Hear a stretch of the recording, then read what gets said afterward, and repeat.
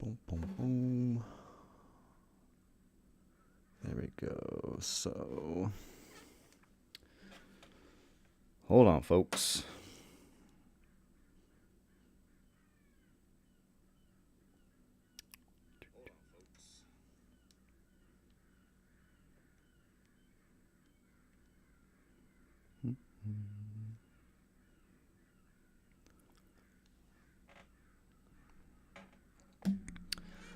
Okay, good morning, everyone. Hope everyone is doing well. Coming at you with a live stream. I don't do these very often, but I want to start doing them more. I think live streams are fun. It's a good way to like hang out with you guys and chit chat and build that old community. So I want to do more of these. I would like to do like one every day, but that may be a little too ambitious. It's kind of hard because it's like I don't do live streams, so it's hard for me to like wrap my head around what the hell it is I'm doing. Like I don't use OBS all that often other than just like recording videos. So I'm still wrapping my head around the process of all this, but so if this is a dumpster fire, let me know what I can improve. You guys are kind of like my guinea pigs today. But I wanted to do a reaction to, I saw this video the other day called Our Culture is Eating Itself by Solar Sands. I don't know who this person is, never heard of him. Seems like a big deal. It's got 1.3 million subscribers, and this video has 1.4 million views. But yeah, I only watched, a couple minutes of it, and it was pretty interesting. I don't know where he's going to go with it, but I thought we could kind of jump in and give it a watch together and kind of break it down. Squidward. I'm just kind of curious of what this guy kind of does here. All right. That was a middle-aged baby. Okay, yeah. So, yeah, like I said, I've never heard of this guy. But, yeah, the video was kind of interesting. So, We are in it. why don't we start from the beginning and let's give a reaction to whether or not our culture is eating itself. I love this graphic, The by the way. Ouroboros is an ancient symbol of a snake eating its own tail. There are many interpretations of it. One is the endless cycle of nature and time. Another is renewal. As the snake eats more of its back, Also, let me know the volume. If it's, I'm gonna bump it up just a little bit. If it's too loud, let me know, and I will lower it. the fresh front will replace it. But the most literal is destruction. The snake will eventually eat itself to death. This is the worst era in film history. This is the worst era in film history. All right, I want to see where he goes with this. Don't mean financially. I haven't run the numbers. I don't know if there are more flops than usual. I don't mean critically. I don't know if movies are getting more bad reviews than in prior eras. I mean artistically. Artistically, we are in the worst era in film history. I don't know. See, the problem with making blanket statements like that is that there's always going to be exceptions to the rule. I think there's still artistic films coming out. I mean, this year alone, I thought Furiosa was pretty artistic. Strange Darling was fun artistically. Yeah, I think there's always. Everything Everywhere All at Once. That's a pretty artistic movie, and that was last year, the year before. So I don't know. Wicked was pretty artistic. Well, yeah, that was pretty artistic. So yeah, I don't know having a blanket statement that films we're in the worst era of film because artistically. I guess if you're just talking about Marvel and Disney stuff, sure, I guess that could be an argument. But I think as a whole, as Hollywood, as film, cinema as a whole, I don't know. I think there's still a lot of artistic films being made, but let's see where he goes. My reasoning for this claim is simple. For the past 10 years, mainstream culture has been inundated with terrible movies, lacking in vision, mired with problem after problem, shackled to nostalgia without substance or care for what made those original nostalgic movies good in the first place. And they are now trying to deny the sacredness of death. Yes, you heard me right. Deny the sacredness of death. Yeah, I would agree that, Hollywood is obsessed with the past. I agree with that for sure. Like, man, all of these legacy sequels piss me off. Out of all the things that piss me off about Hollywood, that's probably my number one. Mainly because I keep getting duped. I think we all keep getting duped. We think that we're going to get a sequel to a film that came out 30 years ago, a continuation of a story. But what really ends up happening is that it's just a remake of that original film that came out 30 years ago, and it's just, with new paint. God, I'm so sick of that. I'm always excited, like, oh yeah, another sequel to this movie that I loved growing up, and then I go watch it, and I'm like, oh, that was just a remake of the thing that I liked when I was younger. That shit pisses me off. It's really annoying.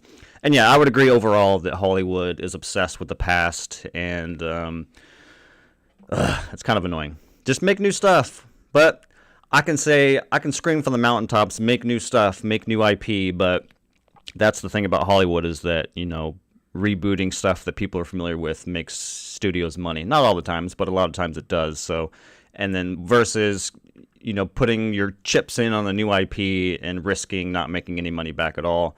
So, like, I get it from their perspective, but for us as, film lovers, it's like, oh, we get beaten over the head over and over and over again of, hey, remember that thing 30 years ago? Here it is. So yeah, I would agree with that.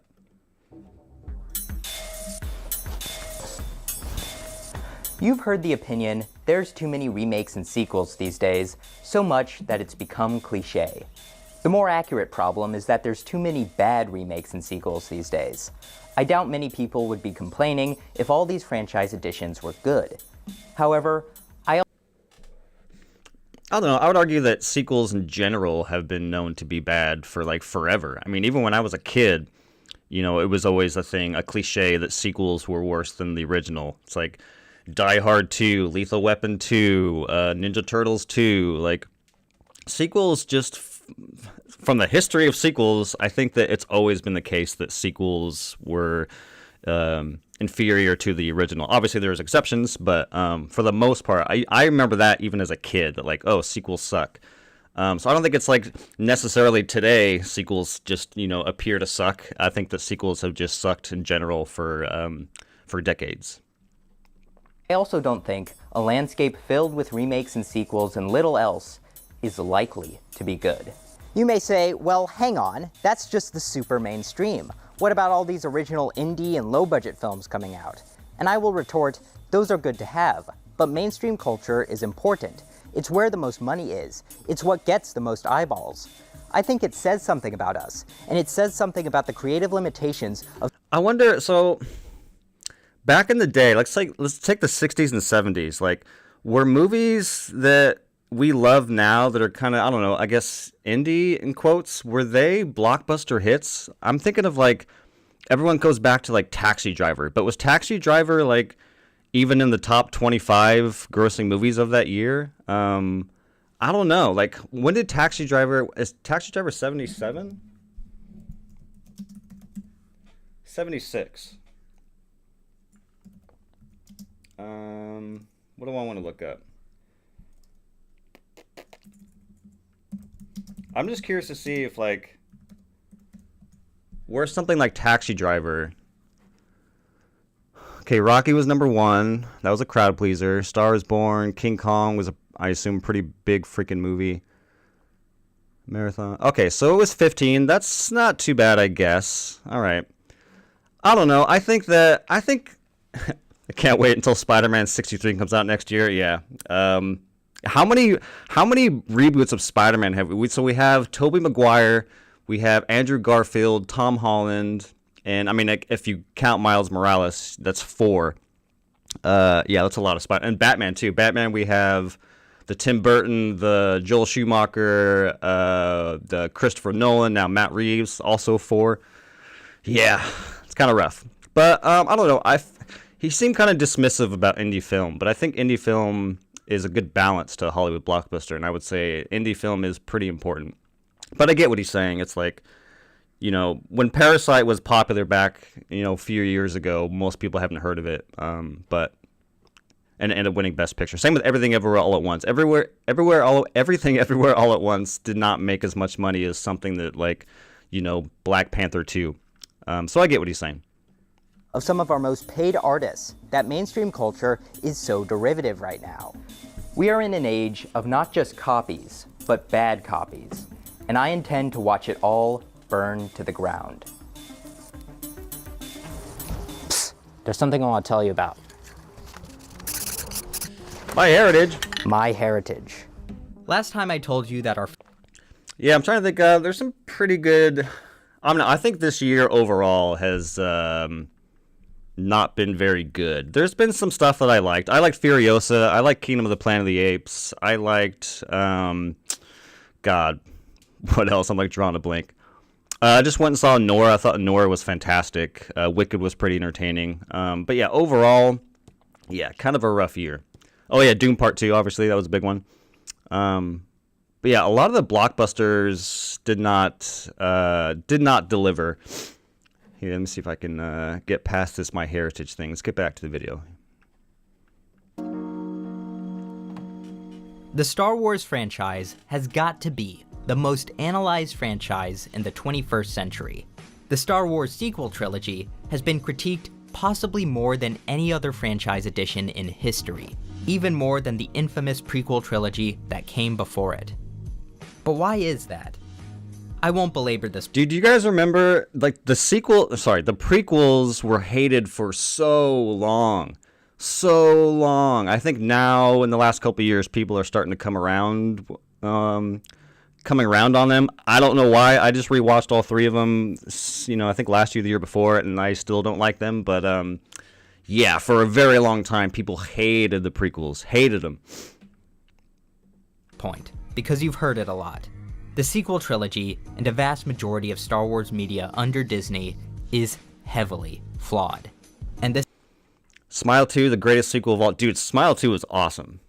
I said this in my review, but I wasn't all that excited for Smile 2. I thought Smile was a fine movie, an entertaining one. But, yeah, Smile 2 was so good. That Naomi Scott, man, where the hell did she come from? Whew! Where did she come from? Yeah, I agree. Smile 2 was very, very, very, very good. This is not something that is simply my personal opinion. Watch the entirety of the original 3 Star Wars movies and count things that are mistakes. Objective mistakes. A stormtrooper in the background hitting his head on a door. Or Luke kicking too far from an actor to look like it connected. But what about coincidences or contrivances in the plot? I love that stuff, though. I don't know if he's saying that those are bad things, but I kind of like that stuff. I like seeing the seams through the crack. I like seeing the silly stuff like that. I think that stuff's kind of fun. I wouldn't say oh, the stormtrooper hitting his head on the door makes Star Wars a shitty movie or something. That's wild. That would be a wild, unhinged, brain rot opinion. But I don't know. I like that kind of stuff. It's always fun to see that kind of stuff. In fact, if continuity is a fun one too. If you go back and watch Goodfellas, there's a moment in Goodfellas where Ray Liotta and Robert De Niro where are they? I think they're at the guy who does the wigs, or who has wigs. I don't know what he's selling in that movie, but he owes Paulie some money. Anyways, there's a scene where Ray Liotta's like, Paulie, not Paulie, the hair wig guy, give Paulie his money, just fucking pay up. And the guy he's talking to has a phone on his shoulder, and he keeps bringing it up to his ear and on his chest. And if you watch the continuity, the back and forth over the shoulder of that scene, the continuity is all over the place. It doesn't even make sense, but you could say, oh, that's bad, but I think that's kind of fun. I like that kind of stuff. So, Luke missing a kick doesn't really bother me. I think that stuff's kind of fun. But again, I don't know where he's going with this, but we will see. Take the sequence where Luke gets more and more of his friends captured in Jabba's palace in an attempt to rescue Han Solo. If you really analyze this plan, it doesn't make a lot of sense. And if you tallied up these problems across the entire original trilogy, at the upper end, you'd probably have 100 problems. Some big, some small. Which by no means is unusual when creating a large and complicated fictional story and world. When you get to the prequel trilogy, these problems become more numerous and more severe. Why do the Jedi use Force Run once and never again? Why does Obi-Wan smash through a window to latch onto this drone when he could easily plummet to his death? Alright, so I don't know if I like this argument, because I think what he's trying to get at is that, there were few plot... I think he's talking about plot holes. I think there's fewer plot holes in the original trilogy, and then the sequels, there's more plot holes, and I think he's about to say that the sequel trilogy is going to have, a lot of plot holes. But plot holes, again, just like the mistakes, they don't really bother me. Like, if you're watching movies to find plot holes, I don't know, like, just enjoy the movie, get wrapped into it. Like, you don't need to, like, put everything under a microscope. Like, whoa, why did they run fast in this scene, but they don't do it again? It's like, I don't know. Who cares? Just watch the movie, enjoy the story. So that stuff, like plot holes, I think is a little too nitpicky, and I think that the plot holes are just blown out of proportion. Just enjoy yourself a little more, Don't worry about the small stuff. Why isn't this assassination drone built to self-destruct so no one can track it back? I know Obi-Wan is a Jedi, but this is downright suicidal. How is an electrified spear thrown very hard capable of shattering Star Cruiser windows? But I think again, I don't. Maybe it's just my fucking brain, but like the scenes that he's talking about, I'm not thinking about. Why did he jump out the window to catch the robot? Why did they run fast? Why when he threw the thing, the window exploded? Like, I'm always sucked into the scene and I'm on for the ride. I'm not really thinking about this stuff. The only time I really start thinking about these kind of things is like in horror films, when it's like, why did she do that? Why did she go into the room? Why did she go outside to investigate the noise? Like, that kind of stuff I think about. But in these situations, I'm not really thinking about this kind of stuff. Again, I don't know. I think plot holes are kind of overblown. Just, enjoy yourself. You're watching it wrong, all right? Worst of the prequel's flaws have to do with the characters.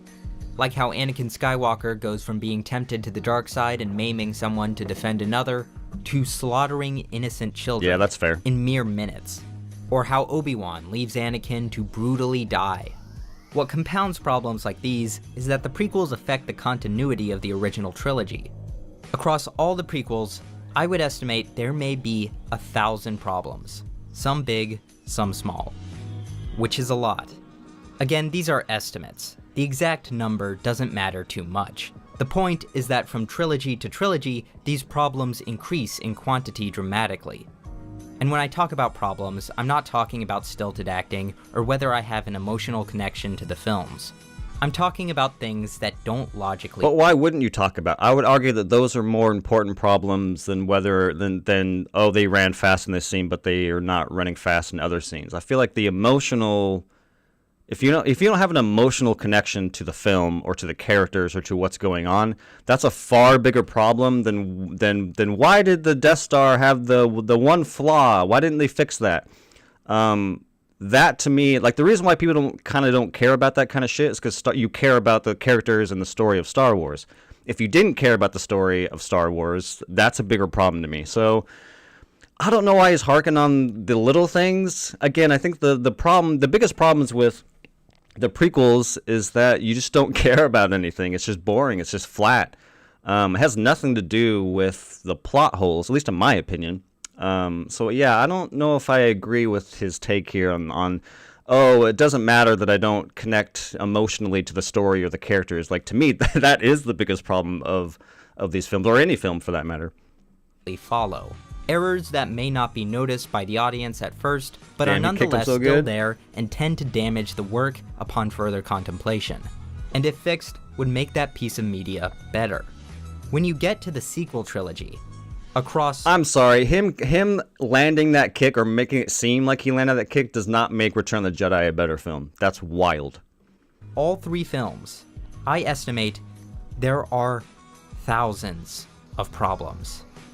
A knife is painted out of the background to keep Rey from dying during a fight scene. The half-sunken wreckage of the Death Star is used as a marker for a knife map that can only work while standing at a specific point on the landscape while pointed at a specific part of the wreckage. Rise of Skywalker. Rise of Skywalker. God damn that movie.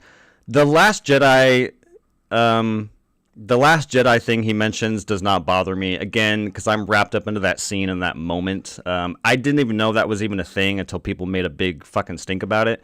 But this, I remember laughing in the theater when she lined this up, and I was like, "Get the fuck out of here! Are you insane? Are you like?" I felt like I was being slapped in the face. It was so stupid. So I agree with this one. This one was egregious. This was an egregious, stupid. I hate Rise of Skywalker. All of this while ignoring the fact this wreckage should not exist in huge pieces like this anyway. Kylo Ren's TIE fighter gets damaged, rolls across the desert at 200 miles per hour, and explodes. He walks out of it perfectly fine moments later. Even if you like these films, you have to admit these moments do not work. They cannot function in a coherent story. You have to admit these films would be better without these problems. Yet these films are... I think if you're gonna bring up The Last Jedi, you gotta bring a better example than that. Personally, I don't give a shit that they took that, whatever that example is, took that blade out digitally to make the fights, or make it so she doesn't get hit.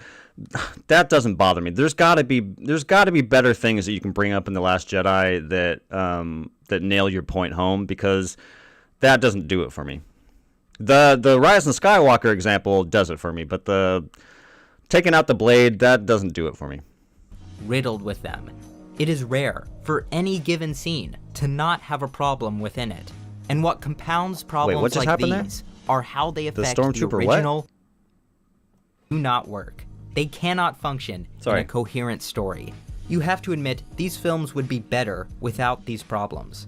Yet these films are riddled with... Again, just like the Luke Skywalker thing, putting that blade back in Last Jedi does not make Last Jedi a masterpiece now. It doesn't make it better, in my opinion. It is rare. The fighter just absorbs lasers, I guess. For any given scene to not have a problem within it. And what compounds problems like these are how they affect the original and prequel trilogies. The Force Awakens was hugely influential on the film industry in ways we have only recently begun to comprehend. Much of the teasing in the movie and trailer is echoed in sequels of similar franchise giants. The Force Awakens rehashes the general plot structure, themes, and iconography of A New Hope, which satisfied most people at the time, but in hindsight, the film had very little substance in itself. Beyond a few concepts of concepts, it had no merits that stood on their own. The Last Jedi also borrows iconography and themes of The Empire Strikes Back, such as the rebels being scattered and hunted throughout the film, but you're left wondering why the Resistance, which should be in power, is being chased and outgunned by those who shouldn't have an overwhelming force? Sure, there are plenty of original ideas in the film too, but they only seek to cut short plot lines. Oh, he showed it. Okay. Say what you will about The Last Jedi. I know people hate that movie, and fair enough. But I think the one thing that we can agree on, if you hate The Last Jedi or like The Last Jedi, the cinematography in The Last Jedi is so good. It is one of the best looking Star Wars films ever. That shot is one of my favorite shots in all of Star Wars. Let me go back to that, just in case you guys missed it. I love the shot. It is so good. Shouldn't have an overwhelming force? Sure, there Okay, here we go. Look at this shot. This shot is incredible. are plenty of original ideas in the film too. Boom, you got the finger. Okay, you got Snoke in the background, out of focus with the saber in him. You got in the foreground, you got Kylo's hip and his fingers twitch back. But they only seek Rack to focus, cut short plot hand up lines from the... that have been Oh, so established in good. The Force Awakens.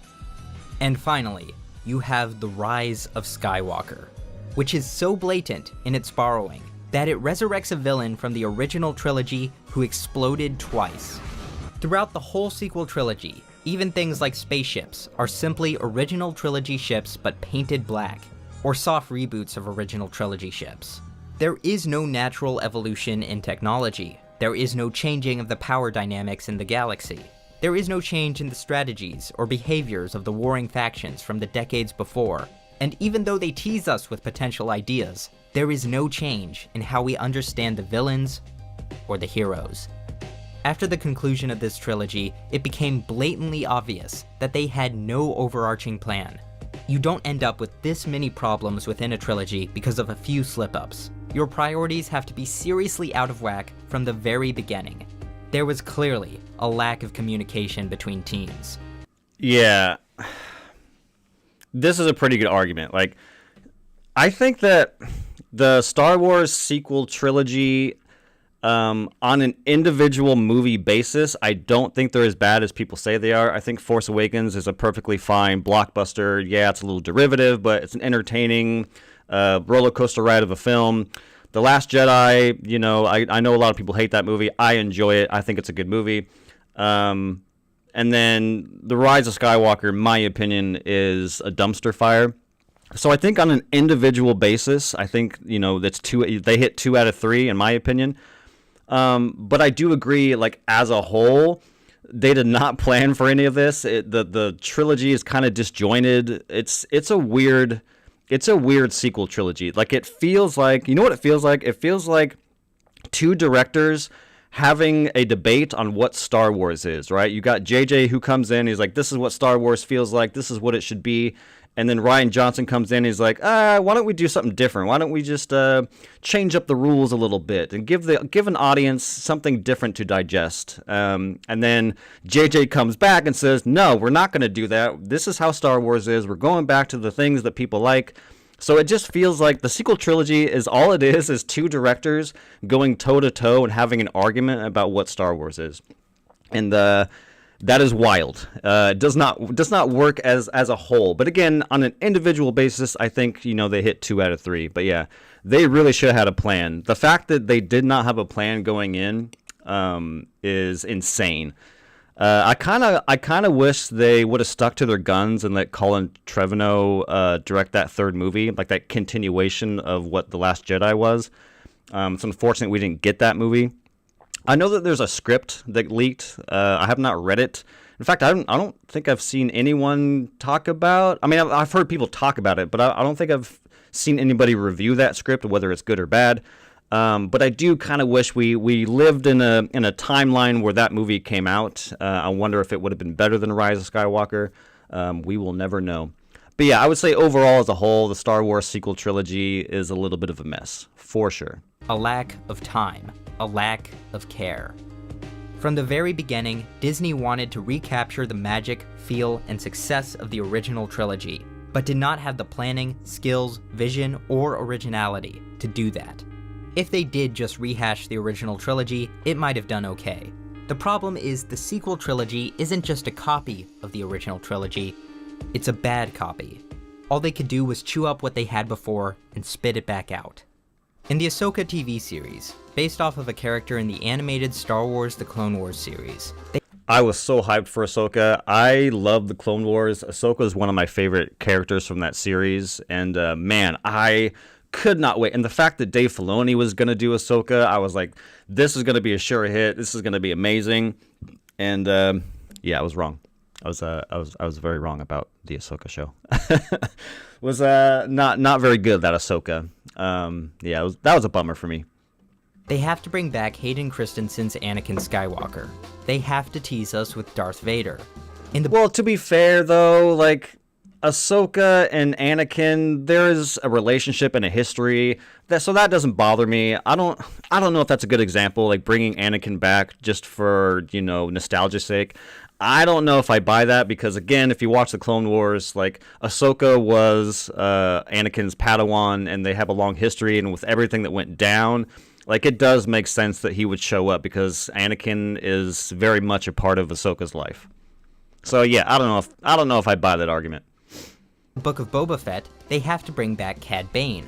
All right, so I have not seen the Book of Boba Fett. I did not know that he's in here. What? I didn't know that. Characters in the animated Clone Wars. Dude, that guy's awesome. Just to kill him off after a couple of scenes. Oh, no. Truly baffling. They put in the effort to bring in this character in live action just to unceremoniously end his story forever. What? They did Cad Bane dirty like that? I didn't know that. Oh, Disney, you dirty dog. Oh, that sucks. That guy was so... that guy was awesome in the Clone Wars. I can't believe they did that. That is insane. Oof. Oof. At the end of the Han Solo film, they have to tease us with Darth Maul of all people. I just remembered this. At the end of Obi-Wan, they tease us with Qui-Gon. Force Ghost Qui-Gon Jinn. Even in The Acolyte, despite how terrible it is a show with 90% brand new, never before seen or referenced characters. But still, it has to have a Sith with a black spooky mask and unconventional red lightsaber. And Yeah, but to be fair, if they didn't, that's what... This is the weird thing, right? Where it's like, if you don't include a villain with lightsabers, if you don't have heroes with lightsabers, people are going to complain, because that, to a lot of people, that's what Star Wars is. They want to see lightsaber fights. They want to see good versus evil. If you remove that, you're going to get a lot of angry people. Like, I think, in my opinion, Andor is the best thing that Star Wars has done, or Disney has done with Star Wars in terms of like television. Andor, I think, is a masterpiece. I think it's incredible. But again, as much as some of us like Andor, there's a lot of people who don't. A lot of people are like, oh, it's boring, it sucks, there's no lightsabers, there's no this. There's always going to be that audience. So they're kind of damned if they do, damned if they don't. So yeah. Anyways, I didn't watch The Acolyte. I watched the first 2 episodes, and I was like, nope, not for me. I am not going to torture myself watching this damn movie. But yeah. has to tease us at the very end with Darth Plagueis and Yoda. They cannot help themselves. Could Star Wars TV shows utilize these existing characters to enhance their stories? Yes. Will they ever use them as anything else than as a crutch to prop up their own terrible scripts with memories of better things? No. That's all they've done. That's all they'll ever do. Andor is their one good show, which makes it miles ahead of these other shows. Here we go. Let them cook. I agree. Andor is their best show. Let's go. And it doesn't have any of these silly character teases. The only thing against it is that it's slower. The original Star Wars was a... But again, you know, me and this guy may agree, excuse me, me and this guy, the Solar Sands guy, may agree that Andor is the best show, and one of the reasons why is because it doesn't have the Star Wars iconography. But again, there's probably a huge amount of people who did not like Andor because it didn't have those things, so it is kind of a damned if you do, damned if you don't.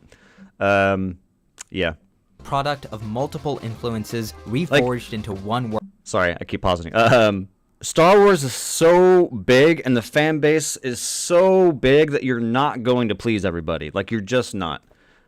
Because you may make the argument that, like, oh, Acolyte has all these new characters, but they still have a villain with red lightsabers, and they have heroes going after them, and that therefore it's derivative, and they keep doing the same thing.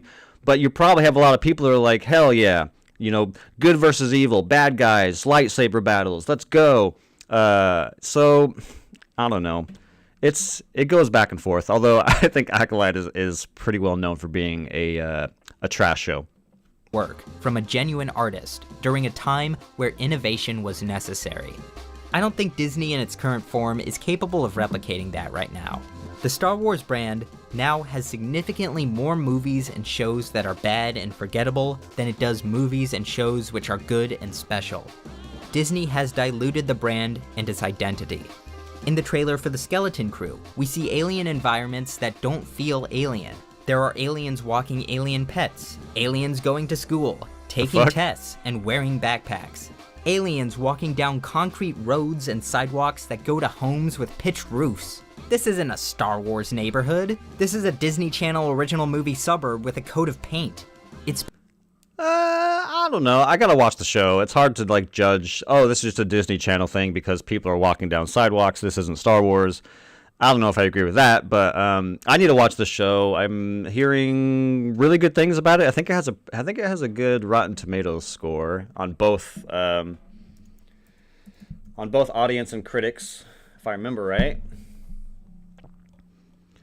Yeah, 96 and 81. I mean, it seems like people are enjoying it. So, I don't know. We'll give it a whirl. Speaks to such a lack of imagination. As long as artists are making things that are only references to their own brand, that are only inspired by this incest of ideation, I don't think we're going to get good movies, let alone worthy sequels. When you look at the recent Marvel movies and TV shows, they are also riddled with problems just like this. In Endgame, they spend a good chunk of the movie simply revisiting Marvel's greatest hits in the form— Yes! Yes! Thank you! Someone else said it. I went and saw Endgame opening weekend like everybody else, and I walked out of the theater after Endgame, and I was like, that was awesome. That was so much fun. And then I went back and watched it again the next day, and then like halfway through the movie, I was like, wait a minute. Like 70% of this movie is just them calling back older movies. And I found myself very bored the second time I watched it until we get to the end.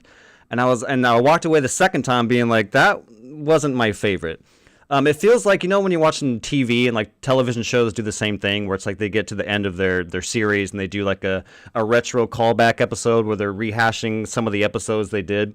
That's what Endgame felt like. It's a 3-hour long movie about them, calling back all these moments from the first few phases. So yeah, Endgame isn't my favorite, but I'm glad someone else agrees with me. Form of time travel. Spider-Man No Way Home is a better movie than you'd expect, but it does rub me the wrong way how they have to bring back Sam Raimi's villains and previous iterations of Spider-Man in this convoluted way. Yeah. At least the film has the balls to rehandle characters in previous films that were not well received.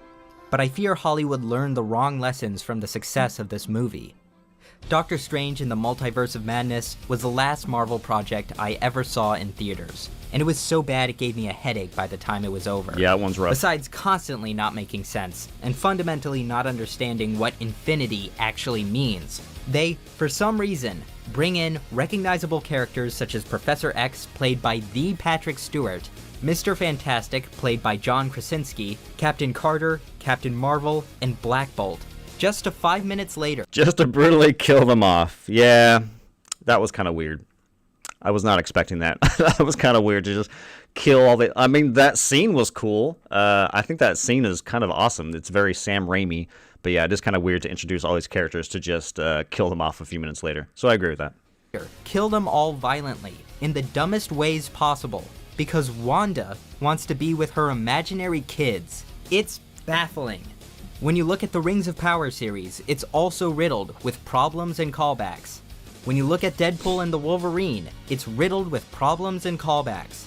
Alien Romulus is riddled with problems and callbacks. Yeah. Get away from her, you bitch! Get away from her, you bitch.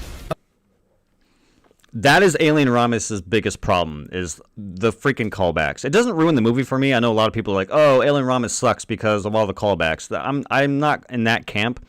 I can still enjoy Alien Romulus with all the call-outs to the original to the older films.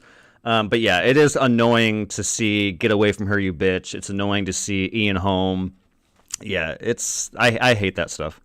Oh god, I haven't even mentioned all the Jurassic World films, all the new Terminator sequels, Wonder Woman 1984, Matrix Resurrections, yet another old Indiana Jones. Ever since 2015, there's not just been a bunch of sequels released every year, but there has been at least one infamous sequel released every single year. The year before that, Dumb and Dumber 2 was released, which I saw, but I don't think anyone remembers. I didn't see it. All I can recall is how gross and old Jim Carrey and Jeff Daniels looked. What actually happened in that movie? Wait. The United States Department of Justice charged that money used to produce the film was stolen from a Malaysian government investment fund. What the fuck? The United States Department of Justice charged that money used to produce the film was stolen from a Malaysian government investment fund. Red Granite Pictures denied knowingly accepting stolen money. Prosecutors also filed, I don't know how to say that word, complaint in federal court to seize the rights of ownership to Dumb and Dumber 2, as well as the rights to the 2015 film Daddy's Home. Whoa, I want to look into that. That's Learn wild. something new every day. If you look at the announcements for Disney movies, it is bleak. At D23, 4 out of the 17 films are not sequels or remakes, and only 3 are seemingly original. Yikes. If you look further into the future, it does not get much better. People would probably not be worried about the state of entertainment if most of these sequels were stellar, but there are signs most of these are going to be awful. The Snow White remake is ludicrously expensive, has been hit with controversy after controversy, and a 1-year delay. The Toy Story franchise concluded well with the third one and has no idea where to go. The Lion King remake prequel does not have the writing or nostalgia of the original Lion King to use as a crutch. Nearly every Marvel project since Endgame has been a disaster. Incredible. Well, I wouldn't say that. I thought Deadpool Wolverine wasn't. I think Deadpool Wolverine made a shit ton of money. I don't know if I'd call that a disaster. And Inside Out 2 made a butt ton of money. So I don't know if everything that they've done since Endgame has been a disaster. Maybe in like the MCU, well, I guess Deadpool Wolverine counts, but and Spider-Man counts. So I don't know. That may be a blanket statement that I don't agree with. But yeah. Incredibles 2 did not live up to the original, and frankly, I don't think Disney has the teeth to ever make a good Incredibles film. Is it possible these projects could turn out well? Yes. Well, I already know they're off to a rough start because Moana 2 was not very good. Compared to the first Moana 2 was rough. Ooh, that was rough. I don't think I'm even excited about any. I mean, Tron 2, I'm excited just because Trent Reznor and Atticus Ross are doing the score. I know it's a silly reason to get excited about it, but I love Trent Reznor and Atticus Ross. Avatar, I'm going to go see it because those movies are a blast to watch in 3D. Is the movie going to be good? Who knows? Toy Story 5, I didn't even watch the fourth one. I thought the third one was like the perfect ending to that franchise, so I kind of refused to watch the fourth one. But yeah, some of this other stuff I don't really care about. Is it likely? No. A landscape of purely derivative art is not healthy for creative minds. Adaptations, let's go. I used to think there were no bad ideas, only bad executions. Now, I'm not so sure about this. The existence of a live-action Harold and the Purple Crayon movie is hilarious on the face of it. This movie looks so bad. I did not watch this movie. Ooh, it looked bad. I'm also not like very familiar with Harold and Purple Crayon. Wasn't something that I grew up on, so I had no interest in it just to begin with. But yeah, that movie looked rough. It was Zachary Levi. Plus, also you gotta keep in mind the controversy of that actor. I don't remember what the hell he did, but I think he got canceled for. I think he was like voting for Trump or some shit or anti-COVID. There's something happened with Zachary Levi. An animated film adapting Harold would have plenty of potential, but a live-action film seems, maybe I'm being dramatic here, kind of impossible to be good. The appeal of the children's book is that it's a story about someone creating their own world through drawing. Everything he does in the book is two-dimensional and simplified. There's a visual joke where Harold shakes his crayon and unintentionally creates wavy water that he falls into. And they animate this. In fact, they fully animate the first 5 minutes of the film. Really? Why didn't they just make the whole film animated? Why go live action? I mean, if they already animated the first, I have not seen this movie, so I don't know, but if they already animated the first 5 minutes, why didn't they just do the whole thing animated? To pivot to the real world. Why? Yeah. If you have to have live action, why not do it Roger Rabbit style and have 2D animation interact with the real world? Making this cute toddler into a grown man and then putting him into the boring, already made real world that spawns glossy, hyper-realistic objects out of his drawings instead of taking the obvious path horrible. and creating an animated 2D film is just a bad idea.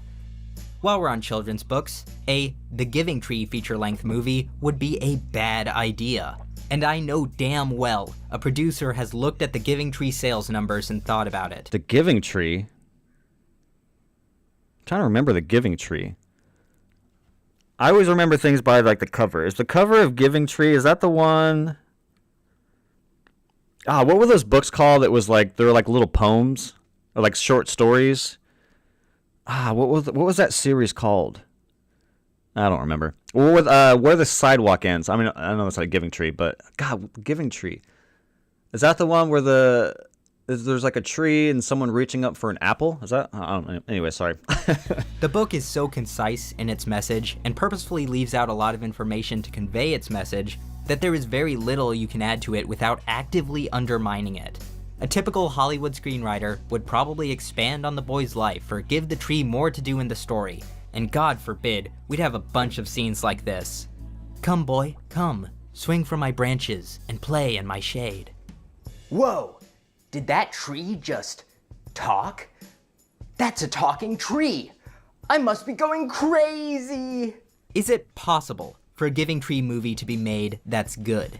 Of course there is. Yes, but it would have to be very creative in its storytelling. So unusual and new in a way I can't even fathom, and I think that's very unlikely to happen. Furthermore, is it possible for a Giving Tree movie to be made that's even better than the book? I say that's damn near impossible without just making your own original story. This is what makes the Joker movie kind of an oddity. The Joker is a decent movie about mental. Yeah, I actually went back and watched Joker after Folly Ado, and I remember really, really liking Joker when it came out. But watching it again, I still think it's like he said, I agree that's just a decent movie. I think the first 40 minutes is fantastic.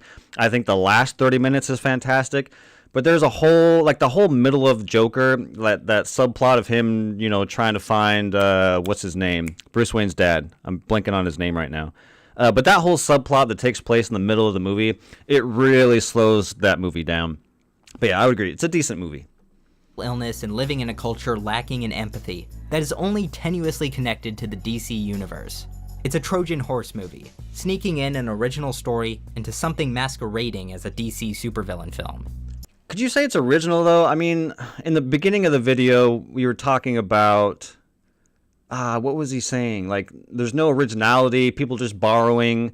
But couldn't you argue that Joker is also kind of derivative in the sense that it's just borrowing from Martin Scorsese? I think you could probably make that argument. After Joker's success, I was kind of expecting more original stories with big franchise paint on them, but I can't recall any more examples like this. Yikes. The Lego Movie is a film that you would not expect to be good, but surprisingly is. I owe most of its success to two things: prioritizing creating an enjoyable story before trying to sell its product, and treating the property with sincerity. The film really ties everything together by connecting it to the real world at the end, yes, but only as a way to emphasize what the purpose of a buildable toy like Lego is at its core. The Super Mario Bros. Movie is possibly the most generic and safe kids movie I have ever seen. Yeah, Mario Brothers I was not a fan of. That movie, it was fine. It's not the worst thing I've ever seen. But yeah, it was... I had no emotional connection to that movie as I was watching it. I was just like, when the movie was done, I was like, okay, that was a Mario movie, I suppose. But at the very least, it was somewhat entertaining and charming. But yeah, that Mario movie I was not a fan of. I'm not talking about the original, which is the opposite of that. If you saw the trailer, yeah, that's the movie. Yeah. There is not a single thing in this film that will surprise you. However, it's not bad. It's nice. It's fine. This film was very well received, and I believe that's because the story was not insulting and the movie treats the Mushroom Kingdom with awe and sincerity. A lesser film might be irritatingly sarcastic and mock the whole idea of platforming and power-ups. But because this film is faithful and interprets these video game ideas sincerely, people are more charitable to the film than it probably deserves. He's going to talk about Minecraft, isn't he? I mean, Minecraft hasn't come out yet, but yeah, that trailer is almost like the opposite of what he's talking about. That Minecraft trailer doesn't look sincere. It looks like it's, poking fun at Minecraft a little bit. Let's see where he goes. Judging by the trailer, The Minecraft movie is going to be profoundly mediocre. I can just feel it, dripping with insincerity. Oh, the main character you play as in the game is named Steve. How stupid is that? I'm gonna roll my eyes. This guy is such a tool bag. Look at the animals and how derpy they look. Wow, the world is made of blocks. I think I'm the only person on this planet who has not played Minecraft, so I have no reference point for this movie. I don't know the call-outs. I never played Minecraft. It doesn't seem like my type of game. But yeah, this movie looks very bad. The second trailer at least was a little bit better, but not by much. So I'm probably going to go see it just to check it out. But yeah, a lot of it's probably going to go over my head for sure. Isn't that weird? Isn't that just heckin' crazy? What the hell? You don't have to place things right on the crafting table to craft. Who cares? I hope this trailer is just really misleading because it depresses me that no matter what happens, it's still going to make $1 billion. Right in the middle of editing this, the trailer for the Electric State movie, based off of Simon Stålenhag's graphic novel, was released. And I am actually kind of shocked at how generic it looks. This trailer is pure slop. Oh no, the Russo brothers are back. Yikes. Man, they have not caught a break since Marvel. Everything that they put out has been not good. Dare I say trash. The fact that the Russo brothers are making this movie at all is like, no thanks. What is this Electric State? I didn't know it was a graphic novel. That graphic novel, that looked awesome. I want to see more of that. We know are not going to play actual characters. Looks like we're getting another Gus Fring. How do you take such atmospheric artwork and turn it into That's this? dope. Who throws a fridge? Shut up, shut up, shut up, shut up. I have never seen anyone turn something so silent and somber into pure, loud Marvel action crap. Oh my god, talk about not understanding what you're adapting. Ugh, that looks bad. Why? Ugh, that looks bad. The key to making a work based on an existing non-film property is sincerity. Treating the thing you're adapting seriously and understanding it on its own merits. And if you understand it on its own merits, you'll understand that the typical fictional character enters the real world or vice versa plot, and treating a property like any other property isn't going to cut it for most things. The thing is, what he's talking about, adapting something and then putting real people into that universe and that world. I think that Hollywood knows that fish out of water stories are very popular. They're very fun to do, makes for good comedy. We've seen fish out of water movies since, Crocodile Dundee. A guy who was in, God, where was he? Like somewhere in Alabama, some alligator guy who goes to New York and like, oh, how do I operate in a city? Like those stories. Even the first Thor movie was the same. Fish out of water stories are very popular and fun to make. So I get it from their perspective, like, oh, let's take this video game or this book and then make it live action and have a fish out of water story. It is kind of like low-hanging fruit, so I get it, but that's probably why they turn, these things into live action to make a fish out of water story. That's my guess. You're going to have to be unconventional. You're going to have to work by and understand the rules of that cultural artifact, or else you're just taking something in our culture and reheating it for the masses.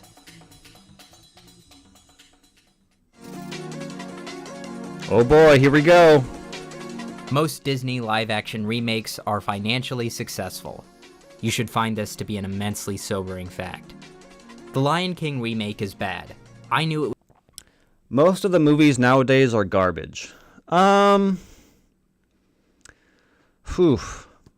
of the movies nowadays are garbage. I don't know. I think that, there's definitely a lot of garbage. So I agree that there is a lot of shit out there. But there's a lot of good stuff too. This year is kind of a bad example because if we're talking about this year, I would agree that there is a lot of garbage.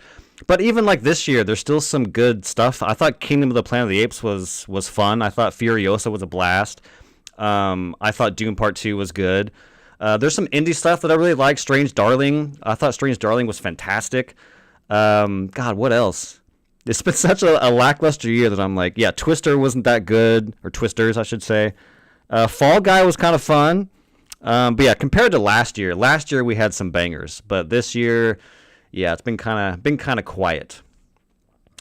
Stories are too simple, too predictable. That I agree with, for sure. For sure. Simple and predictable, 100%. Dude, I was excited to go see Gladiator 2. I was like, hell yeah. Like, I grew up on Gladiator 2. I saw the first one in theaters. And within the first 30 minutes, I was like, are you fucking kidding me? I'm just watching a remake of Gladiator.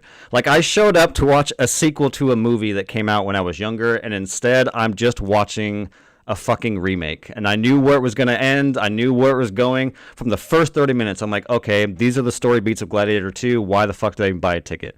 So yeah, I agree. There are stories that come out that are too simple and too predictable. It's a damn shame.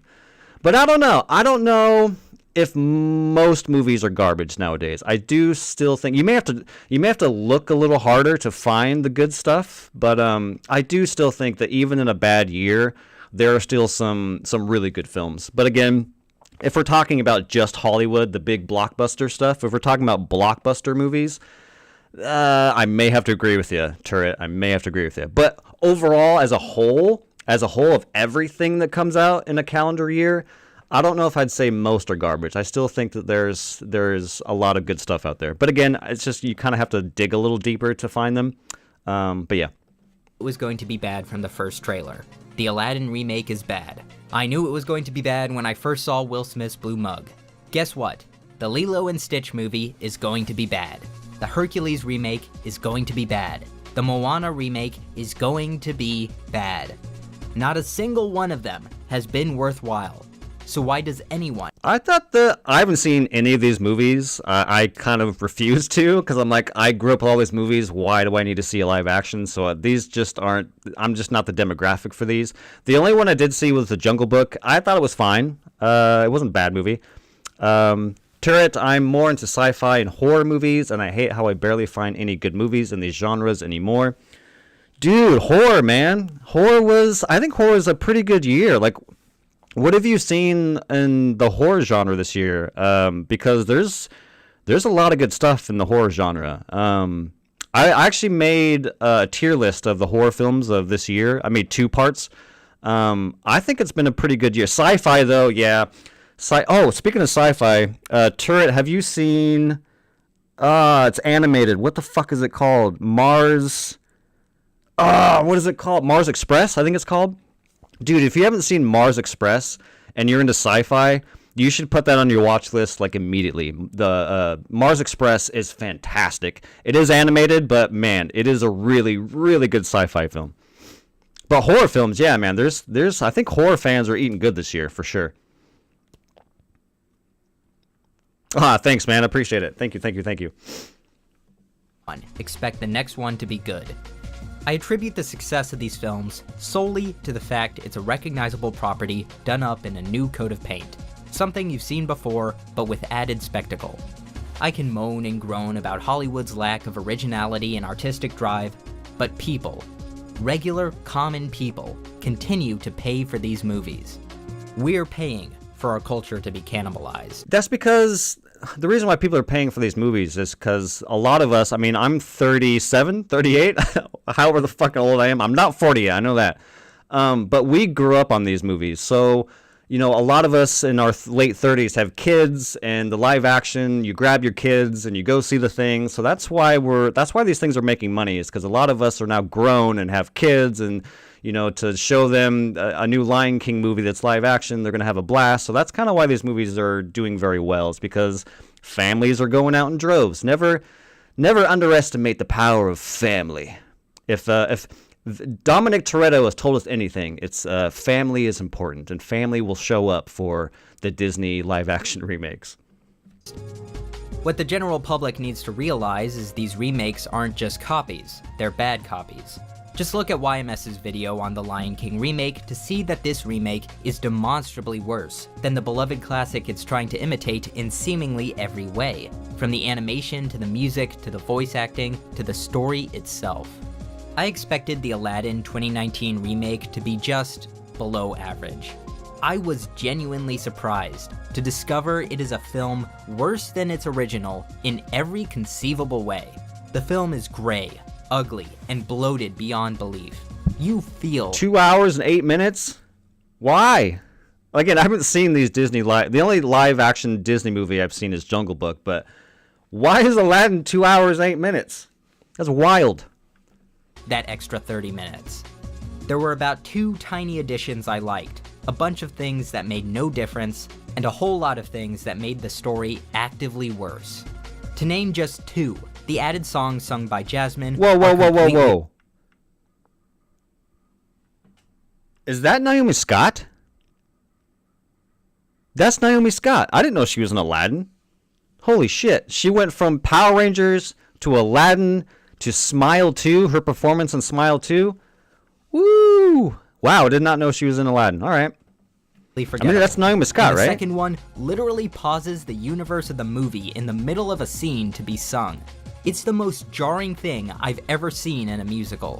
Abu touches treasure in the Cave of Wonders. The cave where you're explicitly not supposed to touch any treasure. Not the gem that comes later that causes the cave to collapse, literally before that.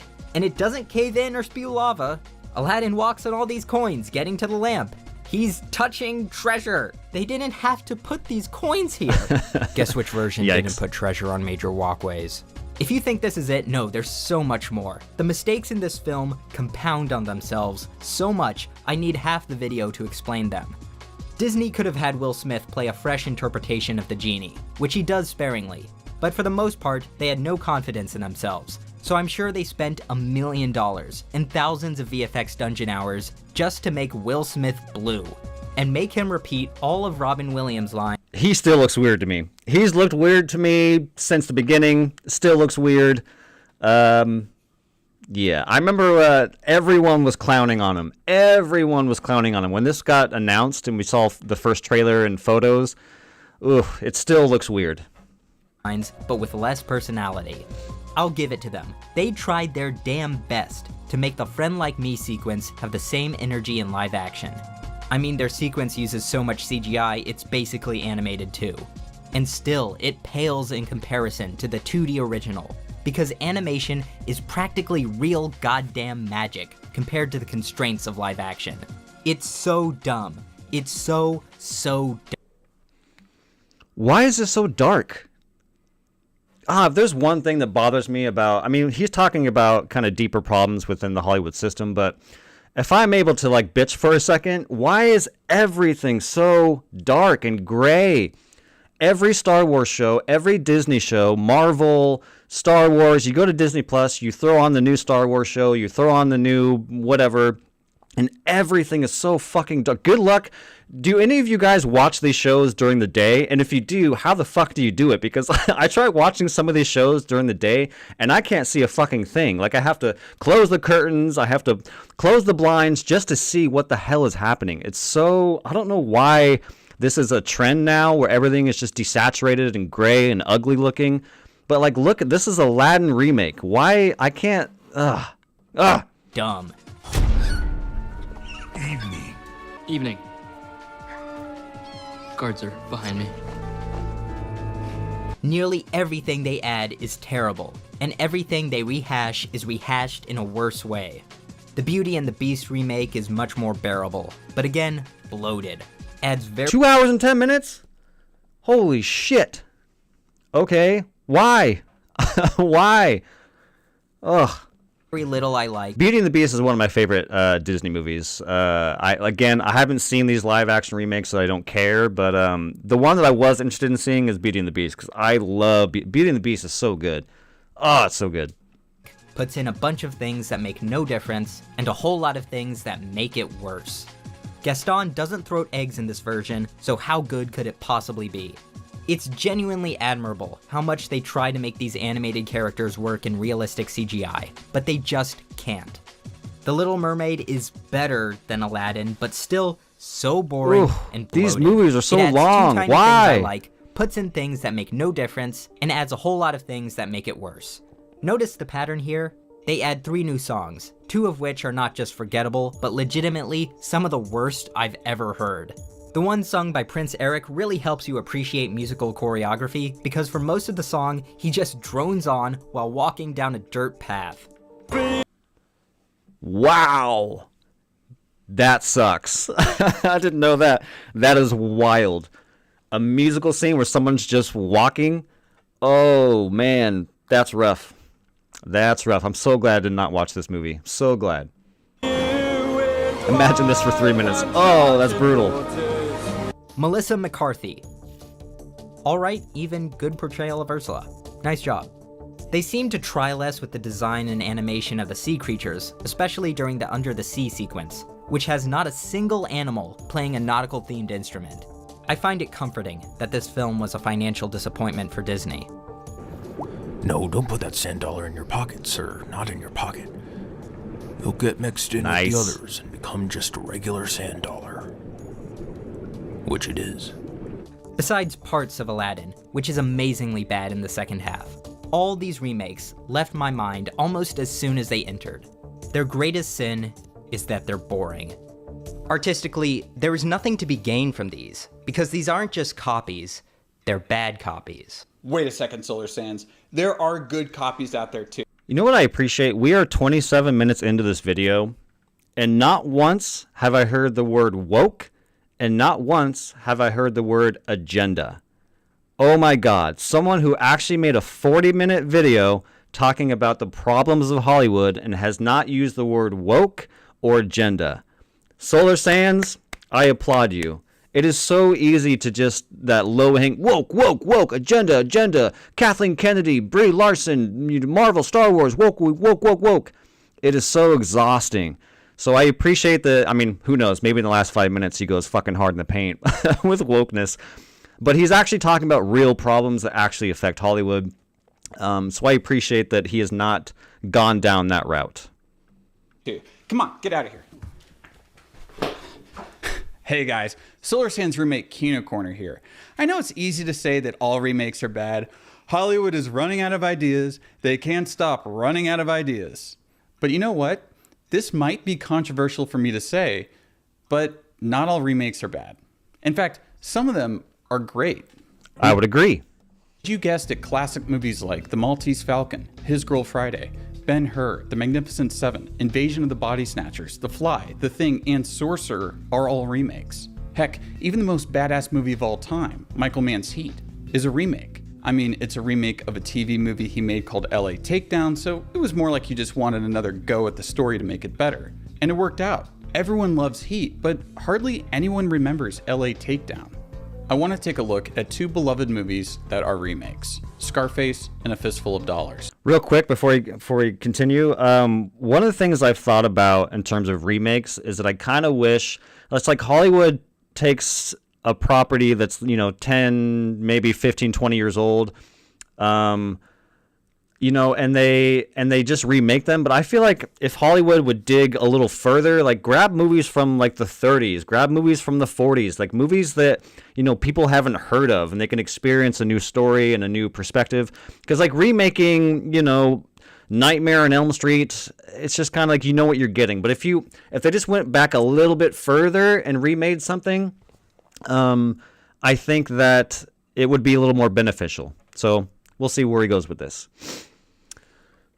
I watched Lord of the Rings, and it's ridiculous how a woman hero can take down 5 fully grown muscular men with her bare hands or some small knife. It makes no sense, in my opinion.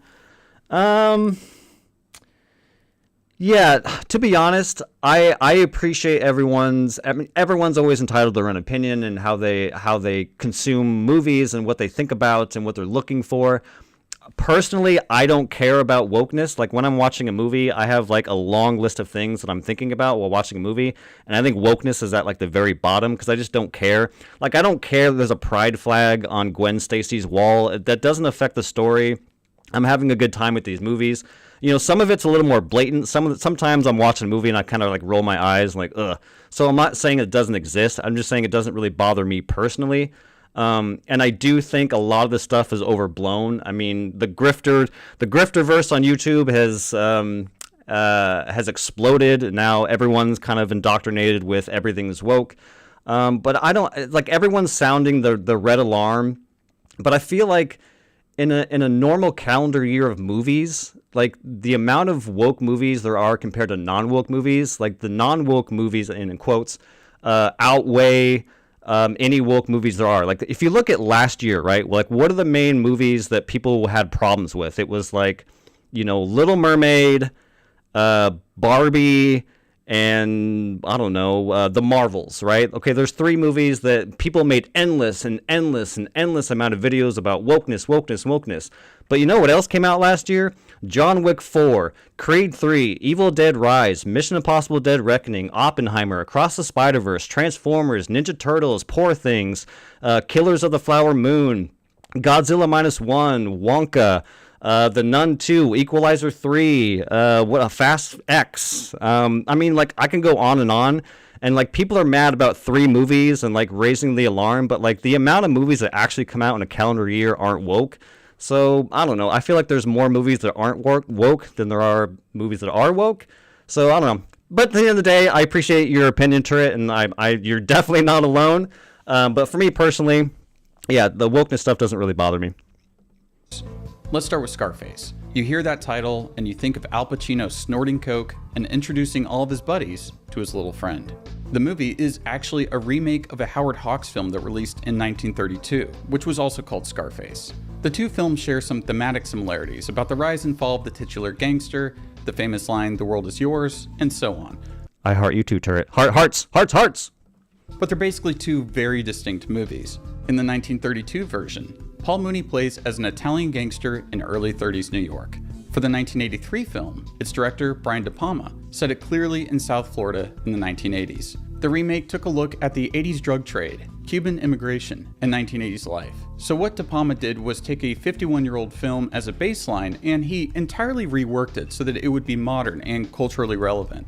Now, as for Fistful of Dollars, it's a very straight remake of Kurosawa's classic Yojimbo. It's beat for beat, almost the exact same film. I just want to pause. Is there anybody watching right now, which there's not many, but if any four of you have not seen a Kurosawa film, oh my God, Kurosawa is one of the best directors ever. Like his movies, I consider Seven Samurai the greatest film ever made. Kurosawa is incredible, and also Fistful of Dollars is also amazing. Clint Eastwood, baby. But Leone brought the story into color and traded samurai aesthetics for cowboy aesthetics. It wasn't a sanctioned remake though, as Toho sued the production for royalties and credits. Kurosawa wrote to Leone saying, "Signor Leone, I have just had the chance to see your film. It is a very fine film, but it is my film. Since Japan is a signatory of the Berne Convention on the International Copyright, you must pay me." Does that make A Fistful of Dollars bad? No, it still rocks. I love both films. They have the same story, same beats, and some of the same jokes, though a few things were changed. But both films have excellent direction, and Toshiro Mifune and Clint Eastwood are both legendary leading men. They can coexist and work as complementary films, and maybe a fun double feature. What I'm getting at is this. Remakes can be good, but maybe they're often not. They're good or even great when the people making them love the source material and want to put their own spin on it. Sometimes there are films that have great ideas in them, but were just executed poorly. Those are great films to remake because a good filmmaker can see where the original went wrong and make something great out of it. It's funny, I haven't talked about this on my channel, but I actually have a second channel that I co-host. We review movies. It's a little different than what I do. It's longer form. It's the two of us. It's a little more comedy based. It's just him and I making jokes and making fun of the movies we watch. But lately we've reviewed a couple of remakes, and they're not like the worst movies ever, but to this guy's point, there are so many bad remakes. Like we just reviewed Total Recall, the one with Colin Farrell, and we reviewed RoboCop. Those movies compared to the originals they don't even come close. But there are a lot of bad remakes for sure. However, remakes are not good when it's a person or a studio who just wants to make a cheap buck by profiting off of people's nostalgia. If the intention is soulless, then the result is soulless.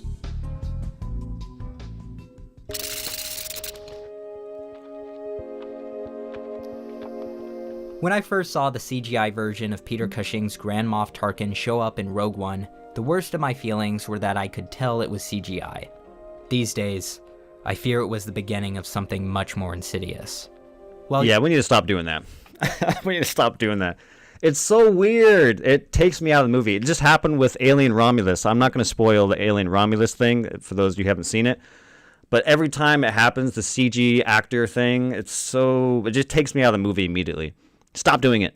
While using old footage and computer manipulation to create scenes using the likeness of a long-dead actor has been tried as far back as 2004, it has become more and more commonplace to simulate the likenesses of long-deceased actors using CGI and AI and puppet them around in movies. Harold Ramis, who played Egon Spangler in the original Ghostbusters, shows up in Ghostbusters Afterlife as a ghost. Christopher Reeve shows up in that awful Flash movie as a horribly uncanny abomination, along with half a dozen or so actors. Yeah, that was some rough. Dead, some still alive. Including George Reeves, who, killed himself. Just recently, Ian Holmes' likeness was used in multiple scenes in Alien there we go. This is what I was talking about. Yep, I guess he'll spoil it.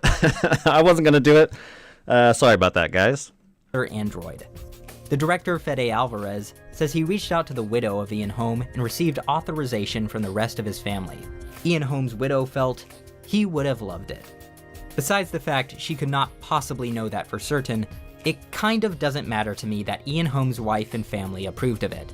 That's better than them not approving of it, but my stance on this as a moral issue is that we should not be puppeting around the face and voice of a dead person as if they were still alive for our entertainment, especially when it is entirely avoidable. Nothing about the existence of Romulus required Ian Holmes' likeness. The android could have been anyone, just a random actor. Fede Alvarez defends himself, saying it was a genuine attempt to honor him. But there's so much money at stake with these kinds of films, I just don't believe that. The fact that anyone... Yeah, the conspiracy theorist in me, thinks that the studio probably wanted more recognizable stuff from the original, so they came up with putting Ash in there. That's my conspiracy. Whether Fede wants to admit that or not, that's just my take, but who knows? Maybe we gotta take him at face value. Maybe that was his idea and wanted to do it, but I don't know. Something fishy. One excuses this, and that it's not an instant reason to avoid this film astonishes me. It's one thing to use tricks of editing or even a CGI model in the case that an actor dies while making a film to complete their scenes. It's quite another to bring an actor back from the dead when it is entirely avoidable for, let's face it, a cheap thrill of nostalgia. I find it absolutely repulsive. To be clear, it wouldn't matter if these uncanny recreations looked super convincing, and it wouldn't matter if they got permission from everyone in the actors' families for each of these cameos. If they got consent from the living person before they died to do something like this, while that would be better, I would still oppose it artistically. Was Leia CG in Rise of Skywalker? I thought that they used footage of pre-existing footage from Last Jedi and put her in there. Am I wrong? I don't remember. I've only seen Rise of Skywalker once fully. I hated it. I tried to watch it again somewhat recently. I couldn't make it past the first 30 minutes. But I could have sworn all of Leia's footage in Rise was real. But I could be wrong. Are more subtle and tasteful ways to honor a dead actor. Literally having them show up as some sort of action figure just speaks to a lack of imagination. Creating projects with the intention of using a long dead actor is not just tacky, but sociopathic. This isn't simply playing archival footage of an actor. This isn't simply an actor playing another dead actor, who, while is imitating a dead person, can easily be separated from the real person who once existed. This is a trick of digital necromancy, an attempt to bring back the living likeness and aura. I really like Alien Romulus and hope more movies like it to be made. Yeah, I agree. I thought Romulus was awesome. Like I said in my review, I think that the first, the first hour I thought was just thrilling. Oh my God, what a roller coaster of a movie, the first hour. When it comes, to the last 30 minutes when things kind of become more bang, bang, shoot 'em up stuff, I find the film to be a little less interesting. Not bad. I'm not saying it's bad. It's just I'm not as engaged anymore when it's just bang bang shoot 'em up. I like movies that put characters in tight situations and they got to figure it out, and it makes it for a thrilling watch. And I feel like the first hour of Romulus is nothing but putting characters in situations where you're like, how the fuck are they going to get out of this? I love that stuff. When it comes action bang bang bang, I kind of check out a little bit mentally. Just doesn't quite do it. Having action for action's sake doesn't really quite do it for me. But despite that, overall, I thought Romulus was awesome. I want to see more. I want a sequel to Romulus. I want those characters again. God, what's the robot's name? What the fuck was his name? He was so good. Oh my God. I want more adventures with those two, the brother and sister. Please. I want more. So I agree. I want more. Of a once real person. It's not just a copy. It's a bad copy. It is fundamentally a refusal of death and a denial of the sacredness of death. In modern cinema, nothing is allowed to die. No franchise can simply end. Oh, I gotta talk about Logan. Man, I gotta talk about Logan. So I liked Deadpool Wolverine. I thought it was a fun movie. But Logan is one of my favorite superhero movies of all time. I would put Logan in the top 5. And the ending of Logan, I I don't know. Can I spoil? Yeah, we all know the ending of Logan with the spinning of the cross, make it look like an X, and then cut to Johnny Cash. God, that ending is just perfect. It is perfect. And as I'm watching the beginning of Deadpool Wolverine, digging up that body and like the way where it goes with the dancing to NSYNC and beating a bunch of soldiers with his fucking bones is funny. It's a funny gag, and I appreciate them going for it. But the problem I have with it now is that every time I go back and watch Logan, when you get to that emotional last moment of the film where everyone's crying, you now can't not think about the beginning of Deadpool Wolverine. So it almost kind of like undermines that moment in a way. So I'm a little pissed about that. I'm like, dude, you kind of robbed Logan of its ending in a way. But yeah, I haven't seen Logan since Deadpool Wolverine came out, but I have a sneaking suspicion that when you get to the end, you can't not help but think about the beginning of Deadpool Wolverine, and that kind of sucks. And it must go out kicking and screaming. Let me No go back a once little living bit, sorry. actor can of the sacredness of death. In modern cinema, nothing is allowed to die. No franchise can simply end. If it does end, it must go out kicking and screaming. No once living actor can rest if they can be resurrected for profit later down the line. If the film industry can't stop themselves from using AI to resurrect the dead, I guarantee it is salivating at the thought of being able to use AI in every part of filmmaking. They tried to do it with the intro to Secret Invasion. Even with the death of James Earl Jones, I'm certain the only thing on Disney executives' minds is, do we recreate his voice with AI? Yeah. Because even though Darth Vader's story has been complete for decades, they have to bring him back. He's too popular not to bring back. They have no self-control. They cannot help themselves. Christ, is there going to be a point we don't get any new actors anymore because of AI? The whole system is based on... Yeah, with Star Wars, can we just move on from the Skywalker stuff? Can we do that? Can we do that? We've had how many movies now? 9 movies of the Skywalker stuff.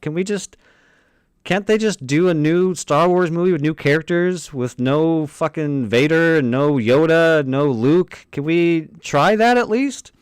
Please? intellectual properties with a significantly weakened star-based system, which doesn't allow interesting scripts to succeed without being attached to an IP. Are we seriously going to resurrect what was that actors Love Lies Bleeding just to thing? play the same? Christ, is there going to be a point we don't get any new actors anymore because of AI? The whole system is based on intellectual properties, with a significantly weakened star-based system, which doesn't allow interesting scripts to succeed without being attached to an IP. Yeah. Are we seriously going to resurrect actors just to play the same stale characters? This is why I call this the worst era in film history. There's been periods of remakes and sequels in movie history, but I have never seen anything like this before. People have to stop paying for these movies if you want things to change. I tend to avoid these movies, because when I hear about them, I consistently... You kind of contradict yourself a little bit, because on one hand you say avoid them, but on one hand you're talking about them, so you've seen them. I don't know. To say that someone should avoid Alien Romulus because of Ian Holm, I don't know if I'd go that far. Because at the end of the day, yeah, that does suck that happens, but you're not really supporting the studio doing the Ian Holm thing. You're supporting a fucking kick-ass movie from a very visual, awesome director. So I get what you're saying. It's like, but how the fuck are we supposed to know? Like, we show up, no one knew about the Ian Holm thing when we went and saw it. I mean, are we just gonna wait? We would not see something in theaters, or I don't know. It's just kind of like, if you're excited about a movie, you're gonna go flock to go see it, and just kind of go enjoy it. I didn't like the Ian Holm thing, but I think overall, I thought Alien Romulus was a blast. And to not have that Alien Romulus experience because of the Ian Holm thing would kind of rob me of, having fun at the theater. Like, Alien Romulus in IMAX, I went and saw it twice. Seeing that film in IMAX, like 4 rows from the seat, which I'm a crazy person. When I go to the theater, I always sit in the front, not in the front row, not talking about the literal front row, but I sit in the front section. And I typically sit like 4 rows from the screen. I like to be immersed. I mean, if I'm paying fucking $12, I want to be as close to that motherfucker as I can. But seeing Alien Romulus 4 rows from an IMAX screen, that was an awesome cinematic experience, watching Alien Romulus. And to just say, oh, don't go see that movie because of the Ian Holm thing, I don't know. It robs me and other people of having that awesome theater going experience. So I kind of disagree. With what he's saying. And also, he kind of contradicts himself because he has seen these movies. Hear bad things. And once these movies have been out for a few weeks, no one talks about them. Kung Fu Panda 4 was the 8th highest grossing film in the US this year. When was the last time someone talked about it? Wonka made a ton of money last year. When was the last time you saw someone mention that movie? There was a live-action Avatar remake on Netflix this year. I completely forgot that existed. Do you know that a Pinocchio remake came out? Another Ghostbusters film came out this year. Did you know that? Yeah. On the other hand, when Dune Part 2 was released, there was a solid month of very popular memes about it. And yes, it is a remake, but of a book series and a film that is famously not considered the most perfect film of the 80s. And it also has the advantage of being good. I believe these films will have no cultural impact. That's the silver lining to all of this. They have no staying power. Disney has a finite amount of good films they can remake in their backlog. And even if they remake every single one of them, they will run out. And when they run out, they will be screwed. We saw them try and make an original project again, and it was terrible. The music in a Disney musical was bad. Can you believe that? They have forgotten how to make good movies. When people say that if you keep complaining about all these movies, all these Star Wars... Again, not to push back too hard, but again, Inside Out 2 was pretty good. To your point, it's not as good as the original, but it was good. I had a great time watching Inside Out 2. I thought it was fantastic. So it's not like they can't make a good movie. Like, of course they can make good movies. It just so happens that Wish wasn't a good one, and nor is Moana 2. Those movies kind of sucked. But that doesn't mean that they don't have it in them to make a good movie, because they do, because they prove that they can with Inside Out 2. So, yeah, I don't know. I kind of disagree with that. Wars projects, all these sequels and remakes. And also, let me go back. I want to go back to that screen here. When people say that if you keep complaining about all these movies, all these Star Wars projects, all these sequels... Yeah, I mean, is it a surefire that all of these movies are going to suck? No. I mean, Incredibles 3 is, has a potential to be awesome. Tron 2 has a potential to be awesome. Frozen 3 has a potential to be awesome. I don't know what Hoppers is. Avatar has a potential to be awesome. I mean, yeah, some of these probably going to suck. I think Snow White will probably not be very good. Mufasa probably won't be very good. I don't know what Monster Jam or ELO is. But yeah, I think they still have it in them to make good movies. Disney's always going to make good movies. They may make more stinkers, but never put Disney in a corner here. I think they can still make good movies. And remakes and films based off other properties, maybe you won't get anymore, as if the audience was some sort of misbehaving child. They fail to realize, I would rather have no films than an abundance of films that cannibalize our culture. These studio films are products, and over again, we have been sold significantly worse products than what we had before. Yes, I want these films to fail. I want them to fail because they have given me no reason to wish for their success. But if it's the case that these kinds of films continue to be successful, then I see a dark future ahead, where the same handful of franchises are restarted over and over, and billions of dollars are spent not on artists trying to move us into the future, but on trying to resurrect the past. We will not only see the same ideas on the big screen again and again, but also the same faces. Yeah, there's a lot there's a lot he's saying in this that I agree with. Bringing back dead people digitally is really dumb. They should definitely stop doing that. Bringing up, blowing off the dust of franchises to just do it again in a different coat of paint is also very annoying. I talked about early in the stream, one of the things that bothers me the most are legacy sequels where you think you're actually getting a sequel to a movie that came out 20 years ago, but instead you're just getting a remake of that thing. That pisses me off. Like, there's a lot of things about Hollywood that drives me fucking insane. However, I see a lot of movies in a year. I probably see like 40 to 50 movies in theaters a year, and there's a lot of movies that I enjoy that kind of go opposite of what this person's saying. Yeah, you have a couple good examples, but as a whole, again, there's like, 200 to 300 movies that get released in theaters every year, and not all of them are doing what this person's talking about. Granted, I know he's just talking about like blockbuster stuff. But even blockbuster stuff isn't doing this. Not every single blockbuster is doing what he's talking about. So this is why I have a problem with like blanket statement stuff, where it's like, all Hollywood movies are this, and it's like, I don't know, not really. There are some, there may be a lot, but all of them, I kind of disagree.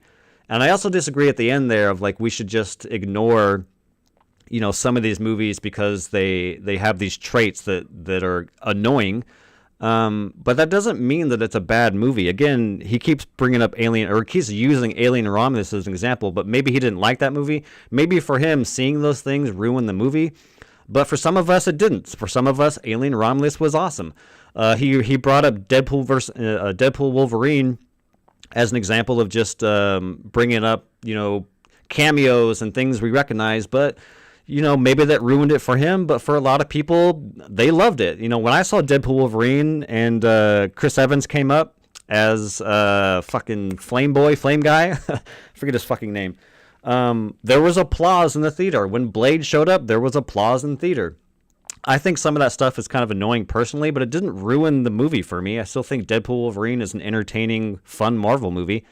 So, yeah, it's hard for me to say it's hard for me to get on the bandwagon of avoid these movies because they have some traits that are annoying, because I think that robs you of maybe enjoying the movie as a whole. Again, Romulus is a perfect example. The Ian Holm thing is fucking stupid, but Alien Romulus as a whole, as a film, was kind of kick-ass. And so to avoid Alien Romulus because the Ian Holm thing just robs you of having an experience with a kick-ass movie. Same with fucking Rogue One. Everyone loves Rogue One, but guess what?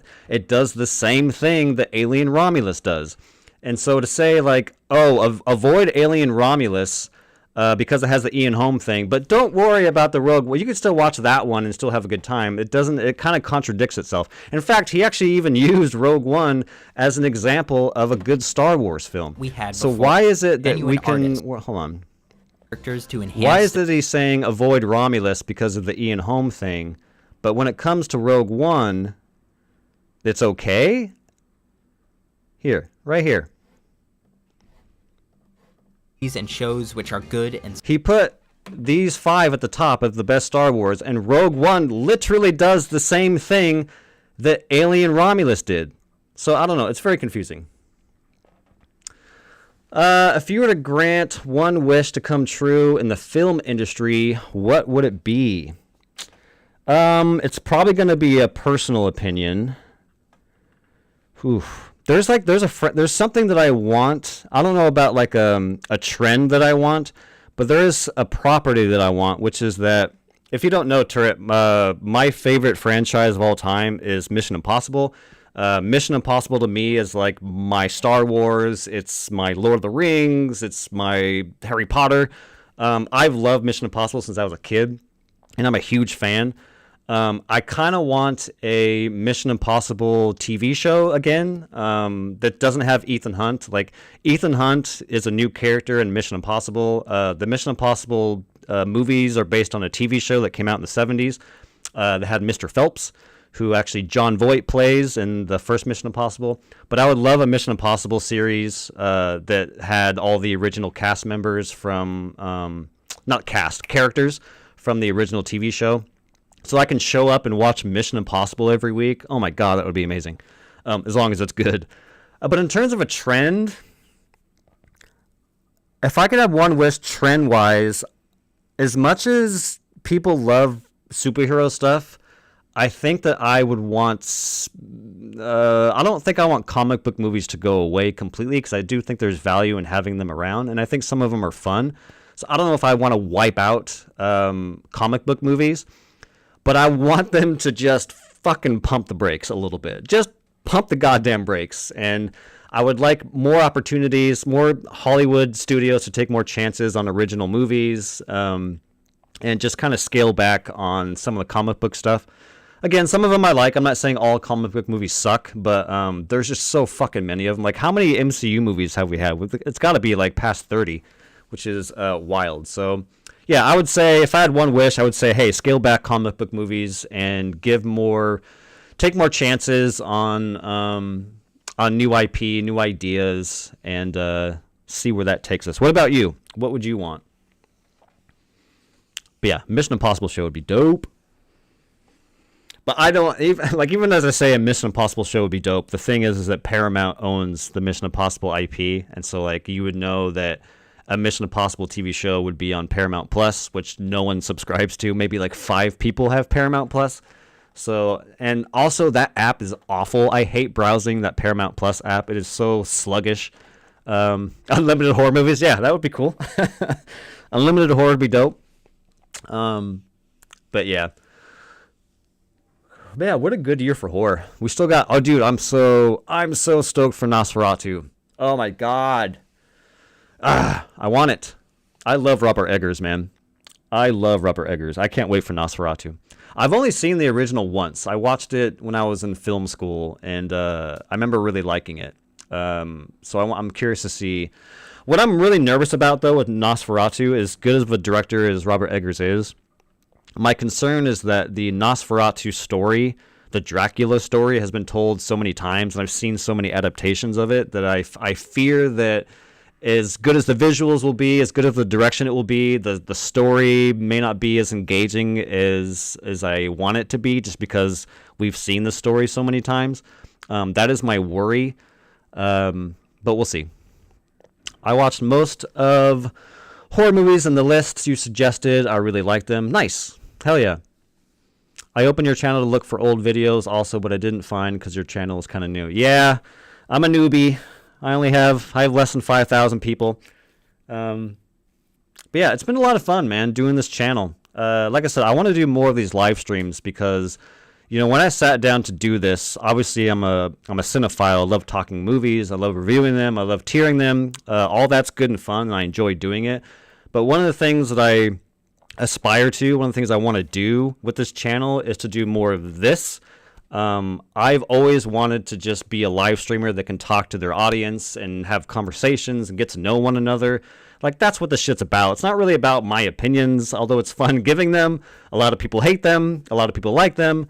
But to me, it's about talking to you guys and getting to know your opinions and having discussions and similarities or being combative. I love that shit. So, again, I'm still kind of figuring all this shit out. You know, I don't do a lot of live streams, but I think that's going to change here pretty soon because I want to get to know you guys, get to know my audience. But yeah, in the future, I think more of these live streams are going to happen because I want to hang out with you guys. And it doesn't even need to, we don't even need to talk about movies. This is a movie channel, but we can talk about anything. We can talk about music. We can talk about video games. I play video games too.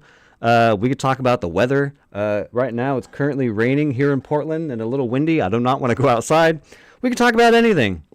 But yeah, to kind of wrap up this video that we watched, there's a lot I agree with, but I do think a lot of it is kind of contradictory. Like, I don't know. Is this the worst era of film we've ever been in? I don't know if I can say that with confidence like this person can. Because I still think there's a lot of good stuff out there. Again, you just kind of have to dig a little harder. The thing is that, like, I would argue that, you know, let's say you're into action, right? And you go watch these action blockbuster movies and you're like, man, action Hollywood movies suck. They don't do it for me, therefore Hollywood sucks. But, like, if you go on Amazon Prime or Apple, like you can find really good action movies that aren't Hollywood blockbusters. Like that's the thing. Like the thing that you are looking for, no matter what genre, it does exist. It may not be the thing that Hollywood is putting in front of you on a silver platter, but it does exist. Like there are so many good action movies I've seen this year that aren't Hollywood movies that I found just scrolling through the Apple Store. Like Twilight of the Warriors, I think it's called. That movie was awesome. That's a great martial arts fucking extravaganza. There was that movie Kill, which is an action. It's like John Wick but on a train. That movie was fucking awesome.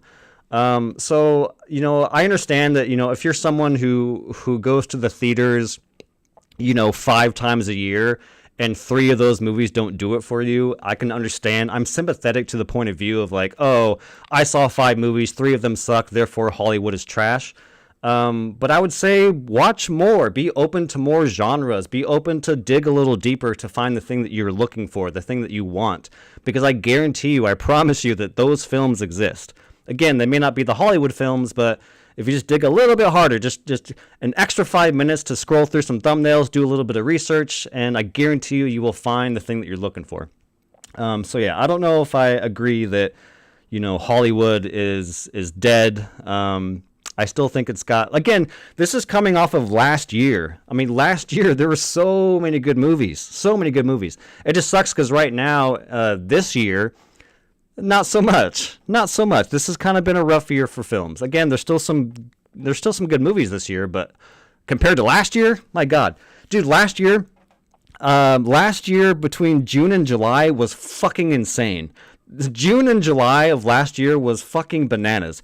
In June you had I'm not talking about quality, I'm just talking about releases. In June you had Guardians. Wait, no, Guardians was May. In June you had Transformers, you had Indiana Jones, and you had Across the Spider-Verse. In July you had Mission Impossible, Barbie, Oppenheimer, and Talk to Me. Like, man, last year's summer was fucking insane. It was wild. Whereas this year it was like, I don't know, Twisters was somewhere in there, Alien Romulus, Inside Out. There wasn't a whole lot. Oh, Deadpool Wolverine. Yeah, this year has been pretty quiet. So I think because this year has been so lackluster, it's easy to just kind of twirl a mustache and say, Hollywood's dying. But the fact that last year was so successful and had so many fucking good movies, that I'm not ready to get on the bandwagon and say that, Hollywood is dead. I think there's always going to be some life in Hollywood, but that's just my opinion. What do you guys think?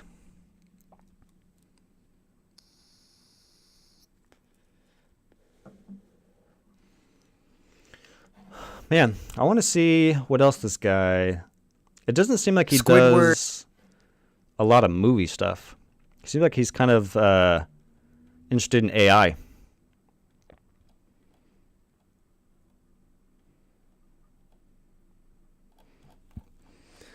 Anyways, I may be wrapping up here. I need to go to Target. I need to get some Christmas lights. Did I watch From? Oh, is that the... Fuck. I think I know what you're talking about. Isn't that like a weird streaming service? And it has the black guy from Lost? Yeah. People keep telling me this show is awesome. I have not... The People That Are Locked in Town. Yeah, I need to watch it. I have not seen this, but I hear... Oh, yeah, it's on MGM. I remember it being on a weird streaming service. Yeah, I need to watch this because people have been telling me that that this show is great. I'm assuming it's sci-fi, right?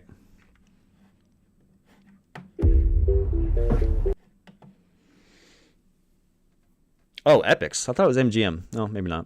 But yeah, I remember... God, how did I hear about this? I want to say it was from Red Letter Media.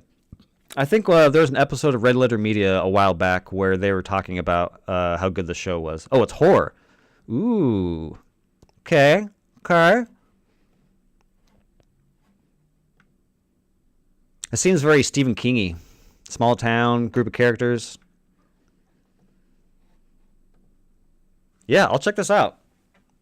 It piqued my interest when I heard the Red Letter Media guys talking about it. I think it was Mike brought it up.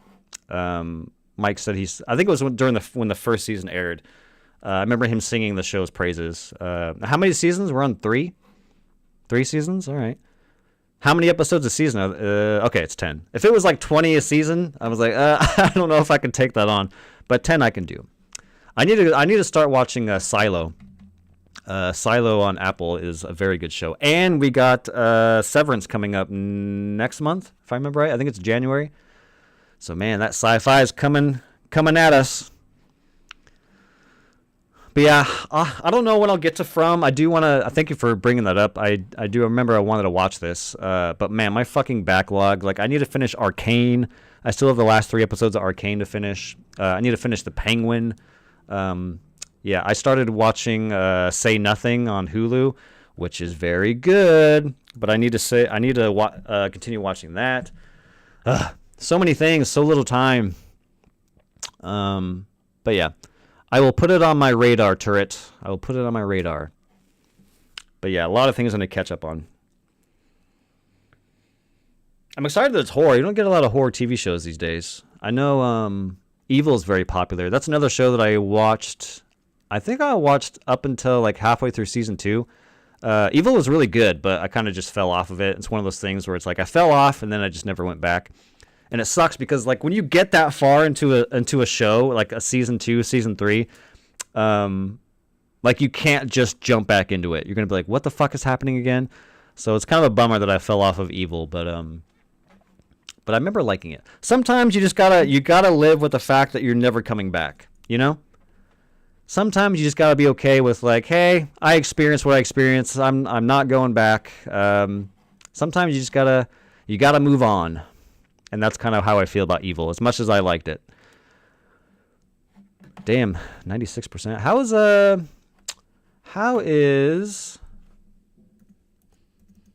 No, it's a bummer. I thought that what is it? That baggage claim movie on Netflix came out this weekend, but it's next weekend. I was like, damn, I was looking forward to that. The one with Taron Egerton, is that his name? I thought that was this weekend, but is there no movies out this week? Oh, Y2K. I think we're going to go see that tonight. Ooh, 44. Ooh. That's a bummer. Man, A24, I feel like it's had a rough year. Like, they've always dominated the indie scene and the movies they make, people talk about all year round. But this year, I think Neon kind of stole some thunder from them. I mean, Neon had Long Legs. It has Honora. I can't really think of anything A24. A24 did Maxine this year. There's a couple other indies that it did, but I feel like A24 had a quiet year. Oh, they did The Front Room, which no one watched. I thought it looked kind of interesting, but I never saw it. I guess they had Heretic. What about Terrifier? Did you watch it? It was so bloody. Didn't really like it, but it gave extreme horror vibes. Yeah. Terrifier as a franchise, the first movie I don't like at all. I think that movie is not very good, mainly because it doesn't have any characters I care about. It's just gore for gore's sake. It's basically all of the things that people criticize the Terrifier movies of being, I think, apply to that first movie. There's not a whole lot of substance to that first movie. However, Terrifier 2, to this day, is my favorite Terrifier movie. And it's because, you know, it has a great protagonist. It has an interesting story. It injects, like, supernatural stuff where I'm like, whoa, what's going on here? Like, there's a lot that... The thing is, like, people don't give Terrifier credit for... Because, like, people are like, oh, it's just gore. It's like, yeah, that's kind of true. But, like, it also has good characters. It has a good... God damn it. Why can't I spell? It has good characters. It has an incredible villain that keeps you on the edge of your seat. That, like, you don't know what he's going to do. He's, like, unhinged. Like, every time he's on screen, you're like, oh, my God, oh, my God. It injects, like, that supernatural thing. Like, it's a movie that, like, puts out breadcrumbs with each new movie, and you want to know, like... I want to know why Sienna is important. I want to know why her dad went crazy. I want to know the importance of the sword. I want to know where her niece went at the end of the third movie. Like, there's a lot of things that the Terrifier movie does that people don't really give it credit for. They just say, oh, it's you know, horror. or it's gore for gore's sake. And I don't think that's necessarily true, at least for me. However, like, that being said, let's just say that is true. Like, let's say that there isn't anything going on with Terrifier other than its gore. Why is that bad? Like, you could say the same thing about John Wick. Do you think that John Wick series, people are going to see the John Wick movies to, you know, unlock the secrets of the meaning of life through this John Wick character? It's like, no. People show up to John Wick because they want to see John Wick fucking murder like hundreds of people in cool and awesome ways. And the filmmakers know this, which is why each new John Wick, they raise the bar and give us like badass action scenes. The same thing can be said about Terrifier. You know, they know that people want to show up to see gory ass shit, and each new movie they're gonna up the ante. So it's like, why criticize Terrifier for just, oh, it's just gore, but like John Wick is just John Wick, you know, punching and shooting people. It's like, you know, there are people who like action, who like action. There are people who like horror and like gore, and that's what they want to see, and I think that's completely fine. You know, my opinion. But again, personally, I think there's more to Terrifier than just gore. There are reasons why I keep showing up to watch these movies. But even if it was just gore, so what? Let people have fun with their gore. Like, I don't know. It's weird. Everything's fucking tribalism. Everything is, you know, no one can understand other people's points of view. It's like, oh, what was that comment I got? Oh, that was such a good comment. I may have to look it up on my phone. Like, this comment just puts it in perspective. Where is it? Oh, here we go. This is a comment I got on my last tier list. Okay. A buzzkill or a buzz clanka? Well, whatever.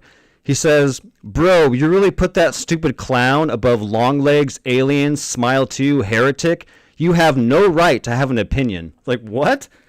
Jesus Christ. If you're going through life, you know, wanting everyone to have the same opinion as you, that's not a way to live. You got to understand that people have different opinions and experience different things. And I don't know, it's just weird.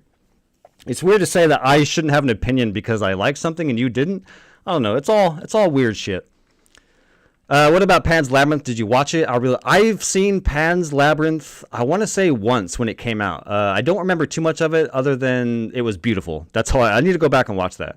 And I remember it being like excessively violent when I wasn't expecting it to. Like, the thing I remember about Pan's Labyrinth is that fucking, what is it? Like, someone smashes a bottle and like, doesn't he like jam it in his fucking eye and like twist it? Like, that's what I remember about Pan's Labyrinth. But I remember it being really good. I mean, what's his name? Guillermo del Toro is awesome.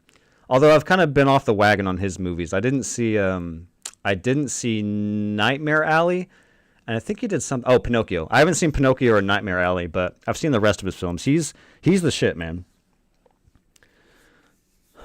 Horror war movie with complicated story. Little girl trying to. Yeah, it's some like Alice in Wonderland type shit.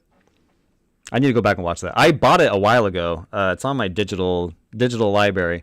I have this like sense. I have this this behavior of like. I go to Apple and it's like they have these movies like they're on sale for $4.99. Like they cycle out sales every week, and every week I go to the $4.99 and it's like I just instinctively just buy movies like, oh, I'm gonna watch that. Oh, I'm gonna watch that. Oh, I remember that movie. I like that movie. I'm gonna watch that. And like my library is like 500 movies and like I've maybe watched 2 of them. I'm not very good at that. I'm not very good at rewatching movies. I always have the best intentions of rewatching them when I purchase them, but it's like there's never enough time. There's too much shit. There's too many video games to play. There's too many movies to watch. Too many TV shows. It's trying to squeeze in a rewatch of a movie can be difficult. But yeah, Pan's Labyrinth I remember being really good. That's a good one. That Pan's Labyrinth. I don't remember what the fuck Nightmare Alley was about. But that was Guillermo del Toro. Oh, it came out during COVID. That's probably why I missed it. Has a good cast.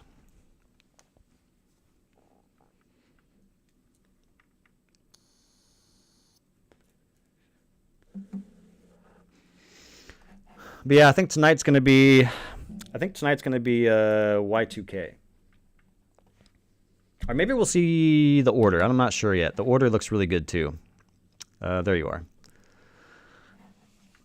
The Order looks really good. It's kind of tough because Y2K is playing up the street for me, whereas The Order is downtown Portland, which I don't live too far from downtown Portland, but it's like it's cold out. Do we want to go to the theater that's right down the block, or take the trip to downtown to go watch this Order movie? It's depends on how we feel later this evening. But I want to see both of these, Y2K, and it's kind of sucks that Y2K is getting beat up. What are they saying about it? What is the consensus? Y2K earns points for ambition and sheer audacity, even if it struggles to keep the laughs coming while maintaining a messy tonal blend. Oh no, I don't like tonal blends. Is the movies expensive? Never thought of buying one. I always watch on free sites. Yeah, I would say they're pretty cheap. I mean, if we're looking at digitally, yeah, like I said, I go on Apple every week, and they cycle in sale. They have like 3 tiers. They have a $4.99, a $7.99, and a $9.99. $9.99s are typically movies that have been out for a couple months. Like right now, I think. Actually, we can probably here. I'll just pull it up for you. Sorry, I only have one monitor. Here we go. Here, I'll show it to you in real time. So like, let's see. So like right here, there's like a $4.99, $7.99, $9.99. If you click on $9.99, they have some pretty good sales. Kingdom of the Planet of the Apes that came out this year, Godzilla -1, the Avatars, Indiana Jones. So it's like movies that are relatively new. But then you go to $4.99s, typically movies that are a little older, like Ford versus Ferrari, John Carter, Hot Fuzz, War of the Worlds, Sin City. They have it by genre, comedy, drama. So yeah, every week I come here and start scrolling. Ooh, Children of Men for $4.99. See, this is how they get me. This is how these fuckers get me. But yeah, so every week I kind of start browsing in here. Sunshine, that's underrated. So yeah, I would say that they're pretty cheap. But again, these are older movies. So if you're looking to collect older movies and you're thinking about doing a digital library, I think Apple's a good way to go. Although I think Amazon kind of does the same thing. I only spend money on Steam games. I play Left 4 Dead 2, if you know it. Yeah, I actually have Left 4 Dead on Steam.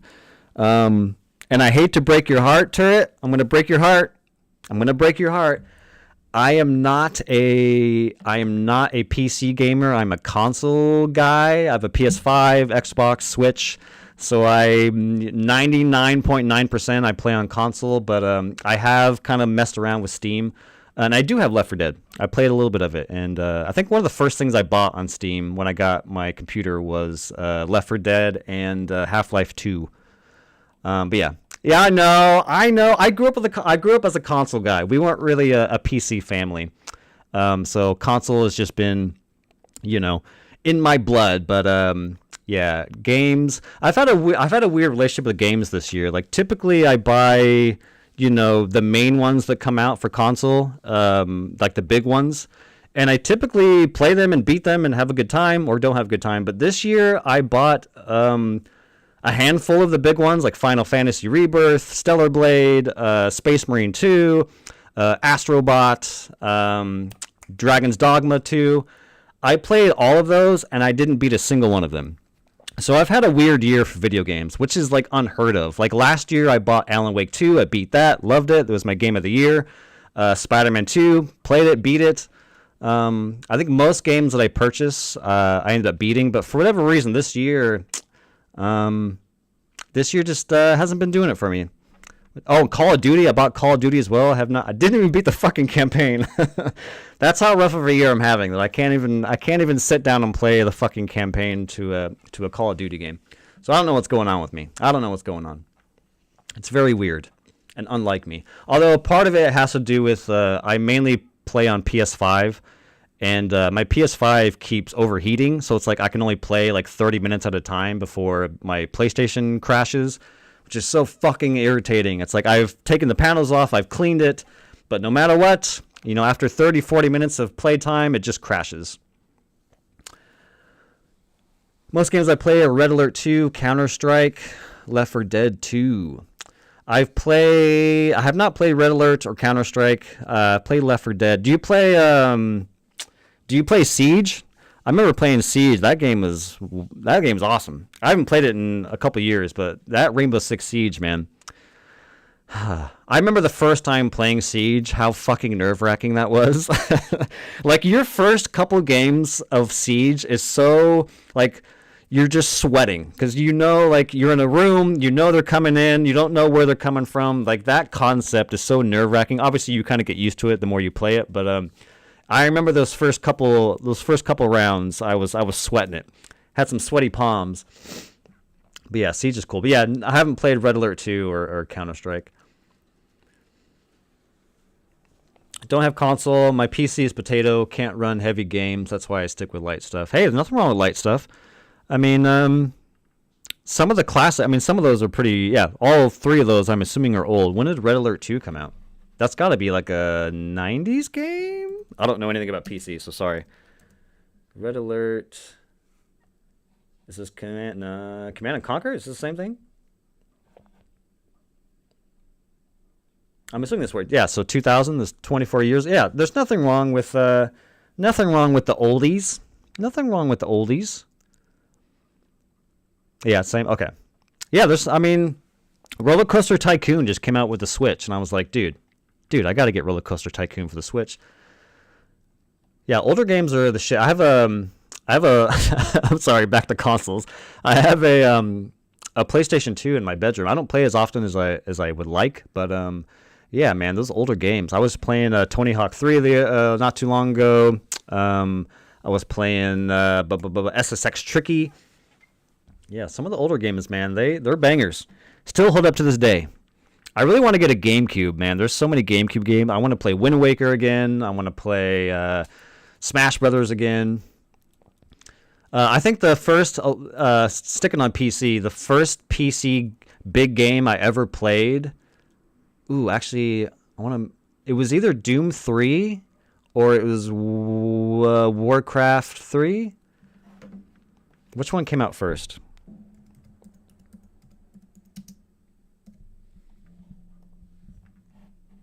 Warcraft 3 was 2002.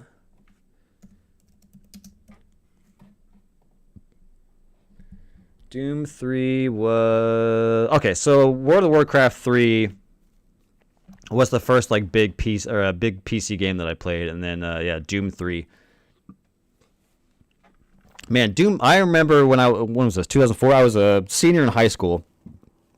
And Doom 3 came out, and man, Doom 3 was the shit. That game was awesome.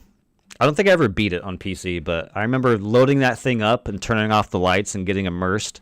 Man, that was so cool. World of Warcraft 3, I don't remember much about it. I remember putting a little bit of time into it, but I don't remember sticking with it too long.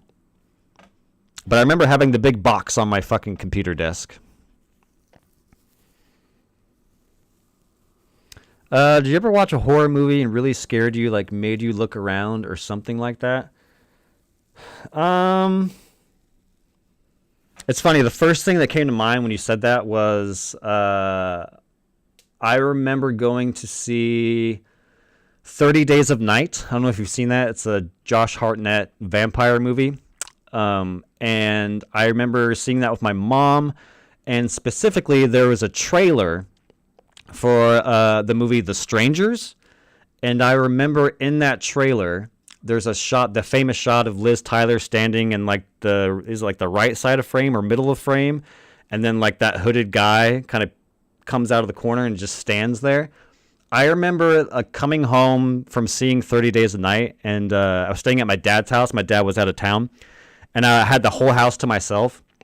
And I was like laying down to go to bed in the dark, and I kept thinking about that scene, and I was like so fucking freaked out. I like went up, made sure the doors were locked, made sure the windows were locked. Just that fucking trailer, just that shot freaked me out so much. Although a lot of it has to do with like being alone inside of a house. There's something kind of inherently creepy about being alone in a house. But yeah, that's the first thing that came to mind. Where not even a movie, just a trailer. But I'm trying to think, is there anything else? I remember when I was younger, Scream. I saw that. When did Scream come out? 95? 96. So I was 10 years old when I went and saw this. And yeah, when I came home as a 10-year-old and I went into my bedroom and looked at I remember looking at my closet being like, man, Ghostface is going to jump out and kill me at any moment. I remember sleeping with the nightlight on for like a few days. Until I saw it more. Once I saw that movie more, I became less scared. But that first night, that opening weekend we went and saw it, yeah, I slept with the nightlight on for sure. But yeah, in terms of like recent horror movies, not really. Not really. I'm trying to think if Paranormal Activity did anything to me. I remember it being really spooky when we all went and saw it, but I don't remember like going home and being like, oh no, the ghost. But yeah, there's a lot of stuff from my childhood for sure that scarred me.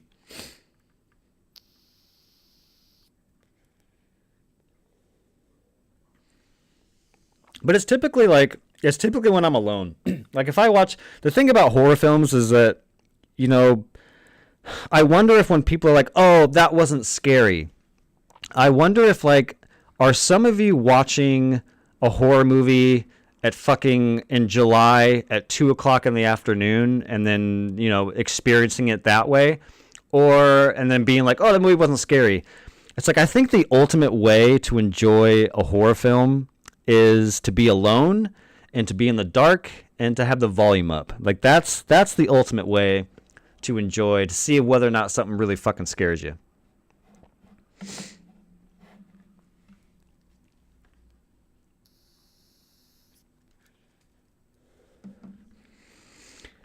But yeah, I think I'm going to wrap it up here. I got some errands to run. I know, Turret, you've been holding strong. I really appreciate you sticking around, man. The reason why I don't do a lot of live streams is because I don't have a big audience that can come, and it's hard to do a live stream without anyone to bounce off of.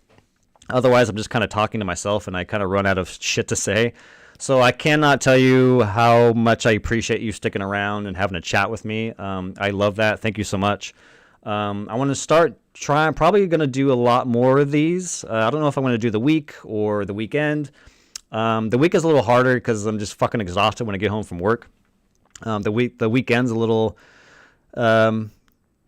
easier for me because I'm a morning person. So the idea is like, you know, we all grab our coffee and stick around and talk about movies or don't talk about movies, just to kind of hang out with you guys and shoot the shit.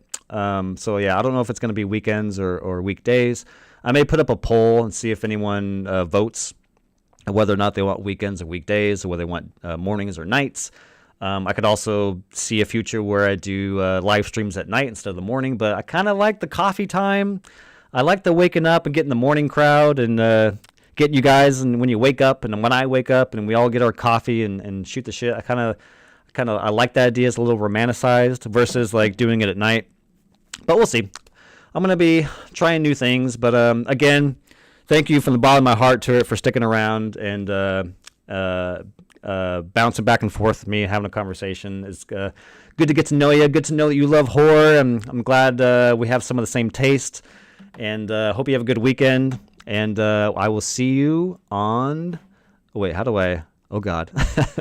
I'll see you later, Turret. Thank you so much for sticking around. Appreciate it. Have a good weekend.